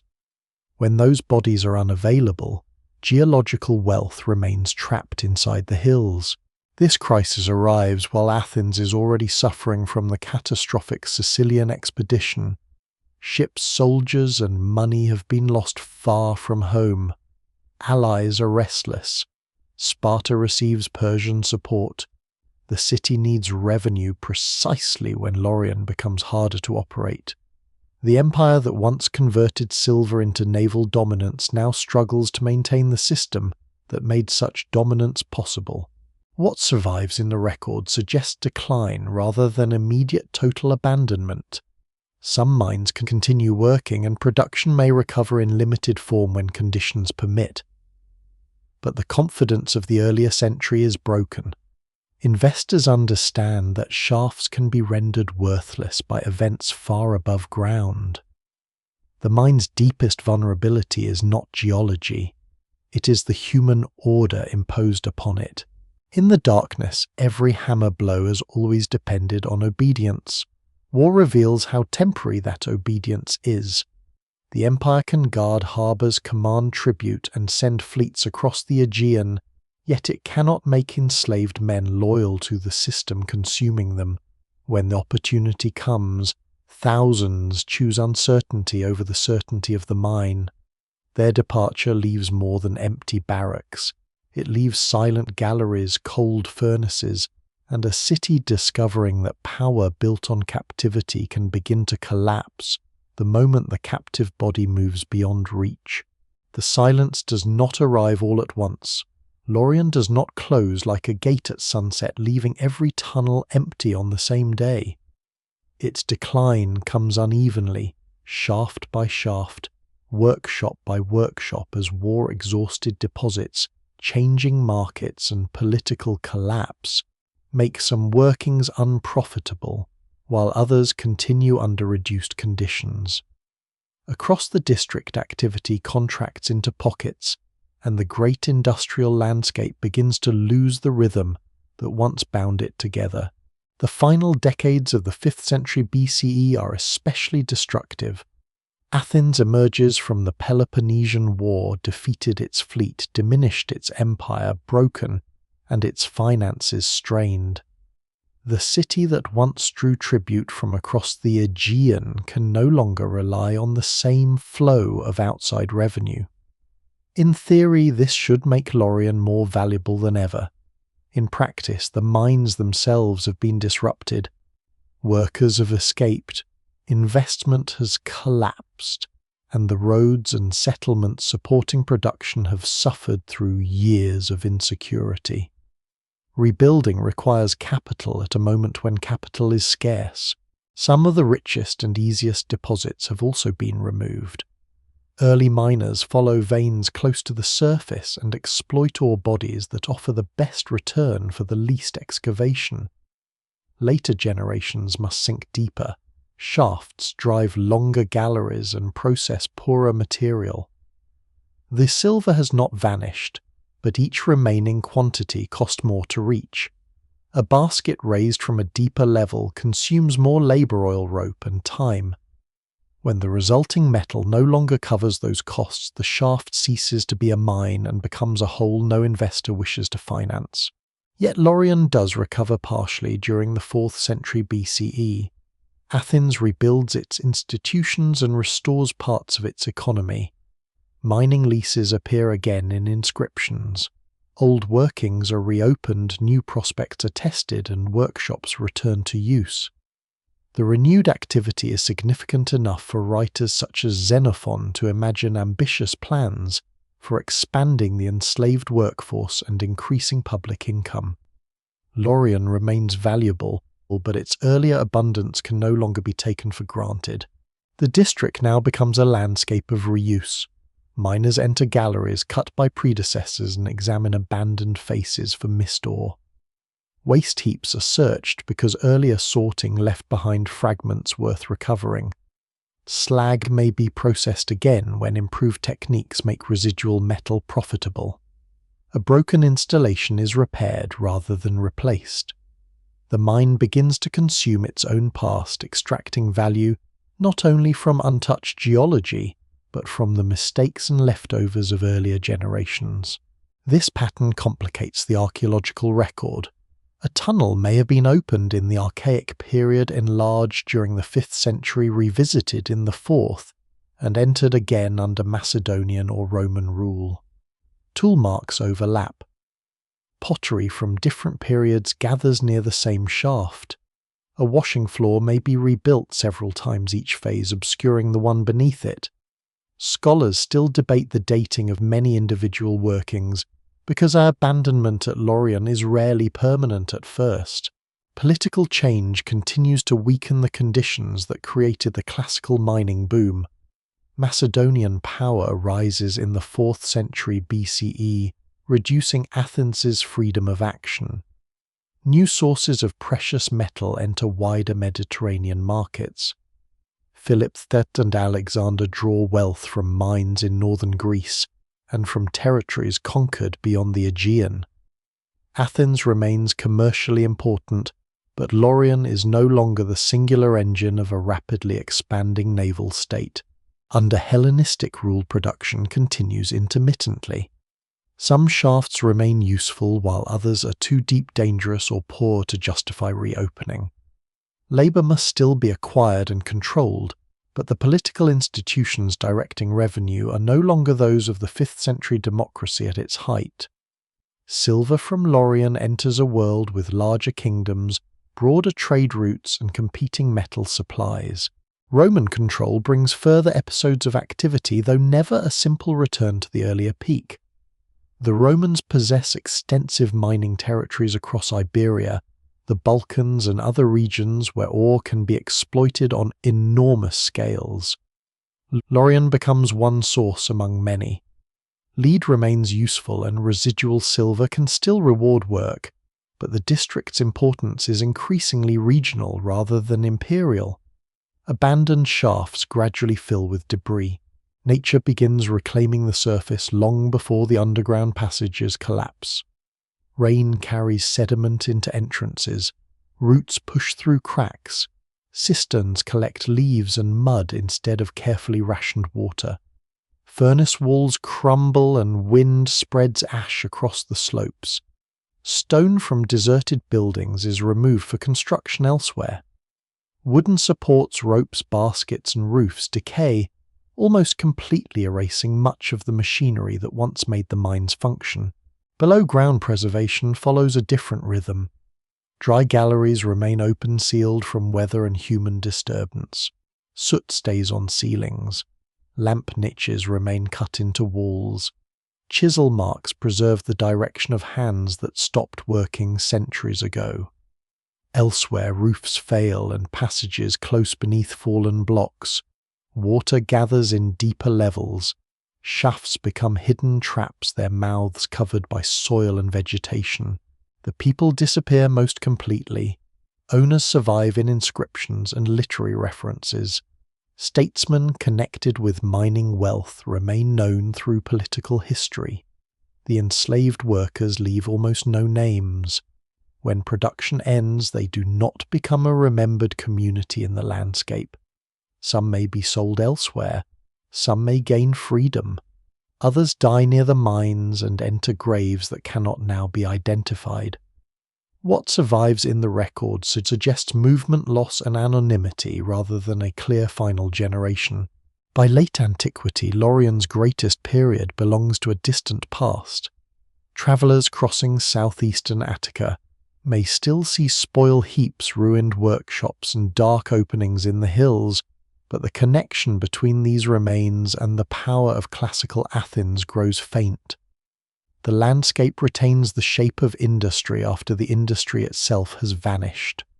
Old abundance survives only as memory and scattered residue. Silence returns in layers. First the hammers stop in one gallery, then the hauling ropes cease at a shaft, then the washing water no longer moves across stone. Furnaces cool, roads empty, and buildings lose their roofs. Eventually only wind crosses the waste heaps, while beneath them the abandoned labyrinth remains, where the workers left it waiting for another age to descend, and ask what happened in the darkness.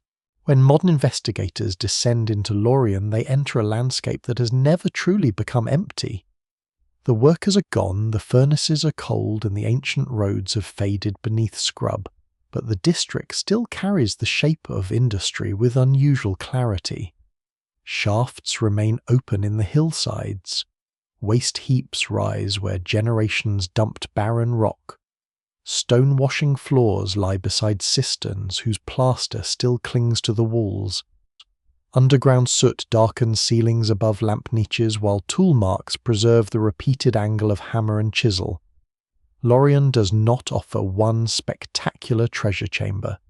It offers something more valuable to archaeology, an entire system surviving in fragments across the land.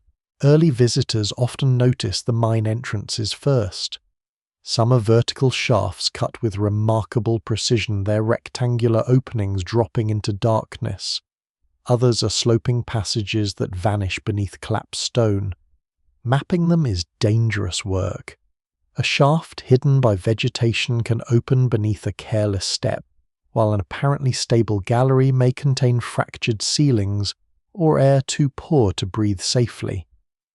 Modern exploration requires ropes, helmets, electric lamps, ventilation checks, and detailed surveys protections that make the conditions faced by ancient miners even more severe by comparison. Inside the mine walls become documents. The direction of chisel marks reveals how workers approached a face. Narrow exploratory cuts show where they tested a geological contact and abandoned it. Wider chambers mark richer deposits. Pillars left untouched indicate concern for roof stability. Cross passages suggest efforts to connect workings, improve access, or move air. Archaeologists can reconstruct sequences from these physical relationships, determining that one gallery cut through another, or that later working reopened an earlier space. Yet the evidence remains incomplete because centuries of reuse have layered different periods together. Lamp niches are among the most intimate discoveries. Each small hollow marks a place where someone needed both hands free. Soot above it shows that the flame remained there long enough to stain the rock. In some galleries, niches occur at intervals that help trace a working route. Broken lamps found nearby can sometimes be dated by their shape and fabric, providing clues about when a passage was active. A simple clay object, cheap in its own time, can narrow the chronology of a tunnel more effectively than grand monuments on the surface. Tools are rarer because iron was valuable and usually removed for repair or reuse. When picks, chisels, hammers, wedges, or tool fragments are found, they reveal both technology and exhaustion. Blunted edges show repeated impact. Broken points suggest the violence required to open hard stone. Forge waste and sharpening areas on the surface confirm that tool maintenance was continuous. The mine did not operate with a fixed collection of implements. It depended on an endless cycle of breaking, recovering, reshaping, and returning iron underground. The processing landscape above ground is equally revealing. Large washing installations preserve channels, basins, settling tanks, and sloping work surfaces designed to separate heavy ore from lighter waste. Their construction shows a sophisticated response to water scarcity. Cisterns collect seasonal rain, while linked basins allow muddy water to settle before reuse. Archaeologists studying sediment and wear patterns can reconstruct how material moved through these systems, although no single installation necessarily represents the entire district. Designs vary according to date, ownership, local terrain, and the quality of ore being processed. Furnaces and slag heaps provide evidence for the next stage. Chemical analysis of slag reveals what metals were present, how efficiently smelting removed them, and whether waste was later reprocessed. Litharge fragments preserve the lead oxide produced during cupellation, direct evidence that silver was separated from lead nearby. Soil around industrial areas contains elevated concentrations of lead, showing that pollution spread beyond the furnace itself. Ancient production leaves a chemical shadow that remains long after buildings collapse. Human remains offer more uncertain testimony. Burials in and around southeastern Attica can show patterns of disease, injury, diet, and physical strain, but identifying an individual specifically as a Lorien miner is difficult unless the archaeological context is unusually secure. Heavy labor can leave marks on bones, yet similar stress appears in sailors, farmers, builders and porters. Lead can enter bone tissue, but contamination from surrounding soil complicates interpretation. Scholars still debate how confidently particular skeletons can be connected to mining work. Written evidence fills some gaps while creating others.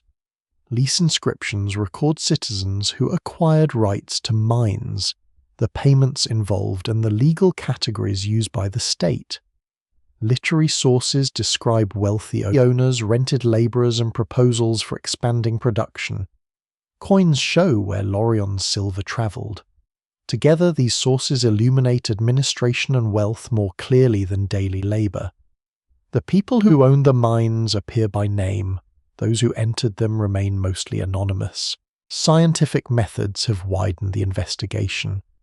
Lead isotope analysis compares ancient metal with known ore deposits, helping trace the possible origins of silver objects and coins.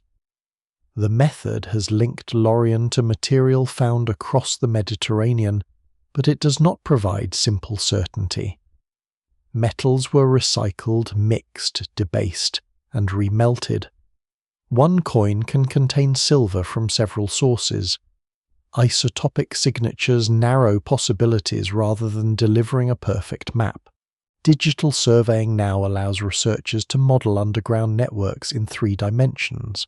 Laser scans record galleries too complex for traditional plans, revealing changes in elevation, hidden connections, and relationships between shafts and ore-bearing layers.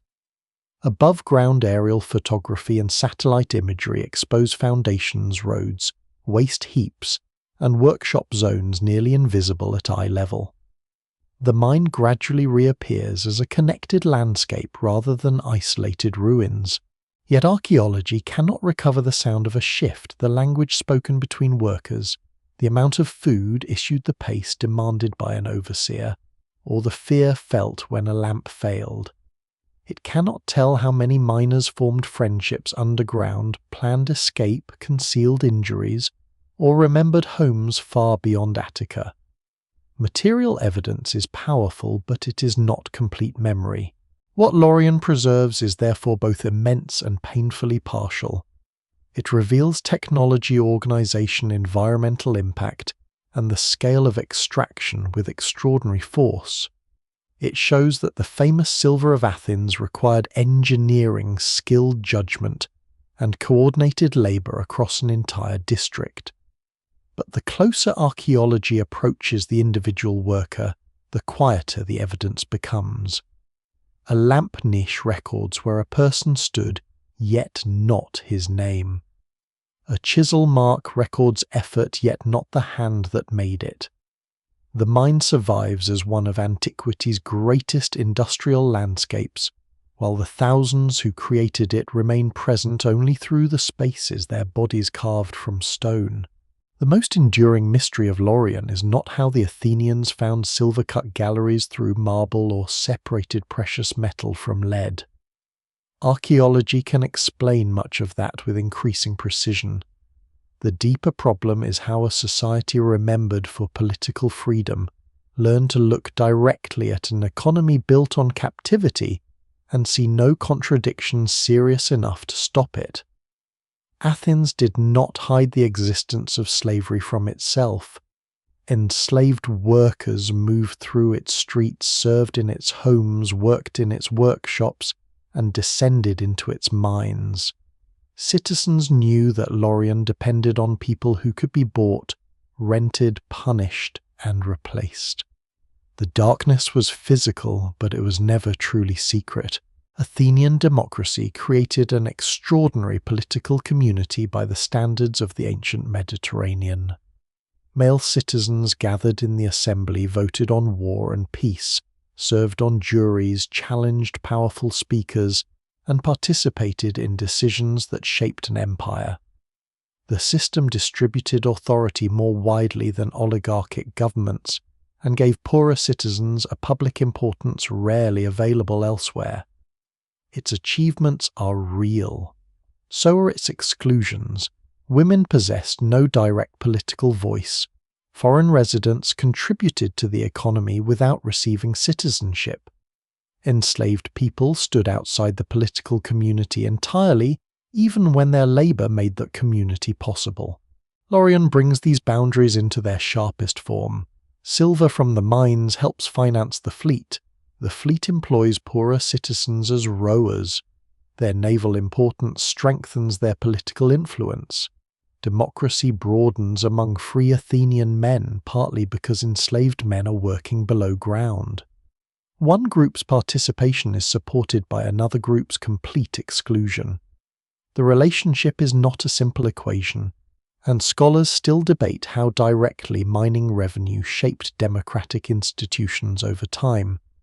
Yet no single explanation of Athenian power is complete without acknowledging that forced labor supplied part of the material foundation upon which citizen freedom expanded. The contradiction becomes easy to overlook when attention remains on the city's most visible achievements. The Acropolis rises above Athens in clean lines of marble. Dramas explore justice, suffering, pride, and responsibility before enormous audiences. Philosophers debate virtue and the nature of the good life. Historians analyze the causes of war. Courts hear citizens claim mistreatment and demand accountability. Meanwhile, in southeastern Attica, workers with no legal control over their own bodies crawl through galleries to produce the metal-sustaining parts of this world. This does not make every Athenian achievement meaningless, nor does it reduce a complex civilization to a single crime. History rarely offers such convenient simplicity. People can create political innovations while accepting brutal inequalities. A society can speak intelligently about justice and define justice so narrowly that thousands remain beyond its protection. Lorien matters because it prevents admiration from becoming innocence. The mine stands beneath the familiar story of Athens like a second foundation, rougher and more difficult to display. Ancient writers occasionally reveal awareness of the system's harshness, but they usually approach it from the perspective of citizens. Xenophon considers how the state might increase revenues by acquiring more enslaved workers for the mines. His proposal treats the growth of the labor force as a practical financial policy. The central concern is whether the investment will benefit Athens, not whether the people purchased for underground work possess any claim to freedom. This is not unusual cruelty by the standards of his society. That is precisely what makes the passage revealing. Exploitation appears ordinary enough to be discussed as administration. The workers themselves remain largely unable to answer. No memoir written by a Lorien miner survives. No inscription records what a newly arrived captive felt when he first saw the shaft. There is no account of the first night in a guarded compound, the first descent, or the moment someone realized that the mine might consume the remainder of his life. What survives in the record suggests that these experiences numbered in the thousands, but history receives them through the accounting of owners and the marks left on rock. Their absence can create the illusion that they had no inner lives, yet every gallery was filled with memory. The miners remembered other landscapes, languages, families, skills, and names that Athens did not preserve. They feared injury, recognized danger, learned routes, formed alliances, resented overseers, and watched for opportunities to escape. Some may have adjusted to the mine and survived for years. Some became specialists whose knowledge gave them limited leverage. Some perhaps gained freedom. Many likely disappeared into exhaustion, disease, sale, or death without leaving an identifiable trace. Lorien also changes the environment. Mining removes enormous quantities of stone. Washing installations redirects scarce water. Smelting consumes fuel and spreads lead into soil and air. Waste heaps alter valleys and slopes. The industrial landscape demonstrates a pattern repeated throughout history. The benefits of extraction travel outward, while much of the damage remains near the source. Athens receives silver coins and ships. Lorien keeps the rubble, slag pollution and abandoned shafts. The pattern feels strikingly modern, though the ancient world should not be forced into modern categories too neatly. Resources still move from dangerous landscapes toward distant centres of wealth. Consumers still encounter finished objects stripped of their origins.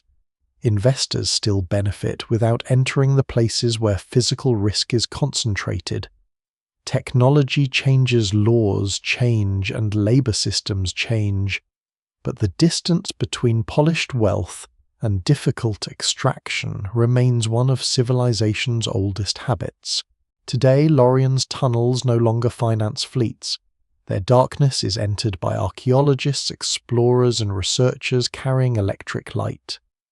The weak flame that once defined the worker's world has been replaced by beams capable of illuminating an entire chamber. Yet better light does not remove every shadow. Researchers can measure the galleries, analyze the ore date, the lamps, and model the washing floors, but the human experience remains only partly recoverable. That incompleteness is not a reason to turn away. It is a reason to look more carefully. Athenian history becomes richer, not poorer, when the miners are restored to it. The fleet at Salamis becomes more complex when its silver is traced underground. The owl coin becomes more revealing when its bright surface is connected to lead fumes and crushed stone. Democracy becomes more historically honest when its boundaries are recognized alongside its innovations. Lorien's legacy is therefore not merely that silver made Athens powerful. It is that power depends on systems people are often trained not to see. Beneath speeches, temples, victories, and coins stand workers whose labour has been separated from the glory it produced. The mine preserves that separation in stone. Its shafts descend beneath the celebrated world, reminding anyone willing to enter that civilization is not only what it builds in sunlight, it is also what it permits in darkness. The hills of southeastern Attica are quiet now. Wind moves through low shrubs and across heaps of stone that once rang with hammers. The sea still shines beyond the ridges as it did when ships carried Athenian silver toward distant ports. From above, the landscape can appear empty, almost peaceful. Yet underfoot lies a second country cut into the earth by hands that worked without monuments, portraits, or surviving names. The tunnels remain where the ore once led them. Some end abruptly against barren stone, some vanish beneath collapses. Others continue through darkness, their walls marked by blows delivered more than 2,000 years ago. A lamp niche waits beside an abandoned face still blackened by smoke. It is small enough to overlook, but it holds the shape of an entire life for a moment, a worker arriving, placing down his flame, lifting his hammer and beginning again.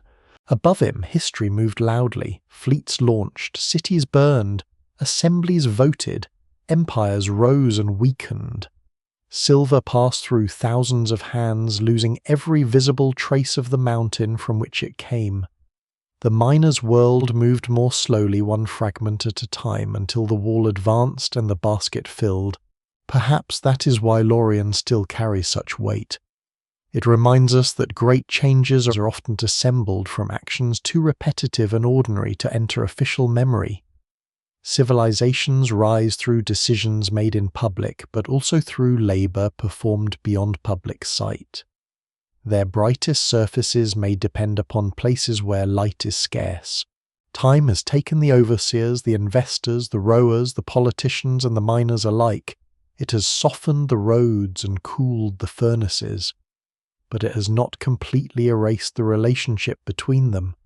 The tunnels still run beneath the hills, connecting the grandeur of Athens to the people who paid for it, without ever sharing in its freedom. And in the deepest passages where daylight has not entered for centuries, the silence is not truly empty. It holds the fading outline of lamps, breath iron, and stone, the buried rhythm of thousands who worked in darkness, so that a city above them could shine.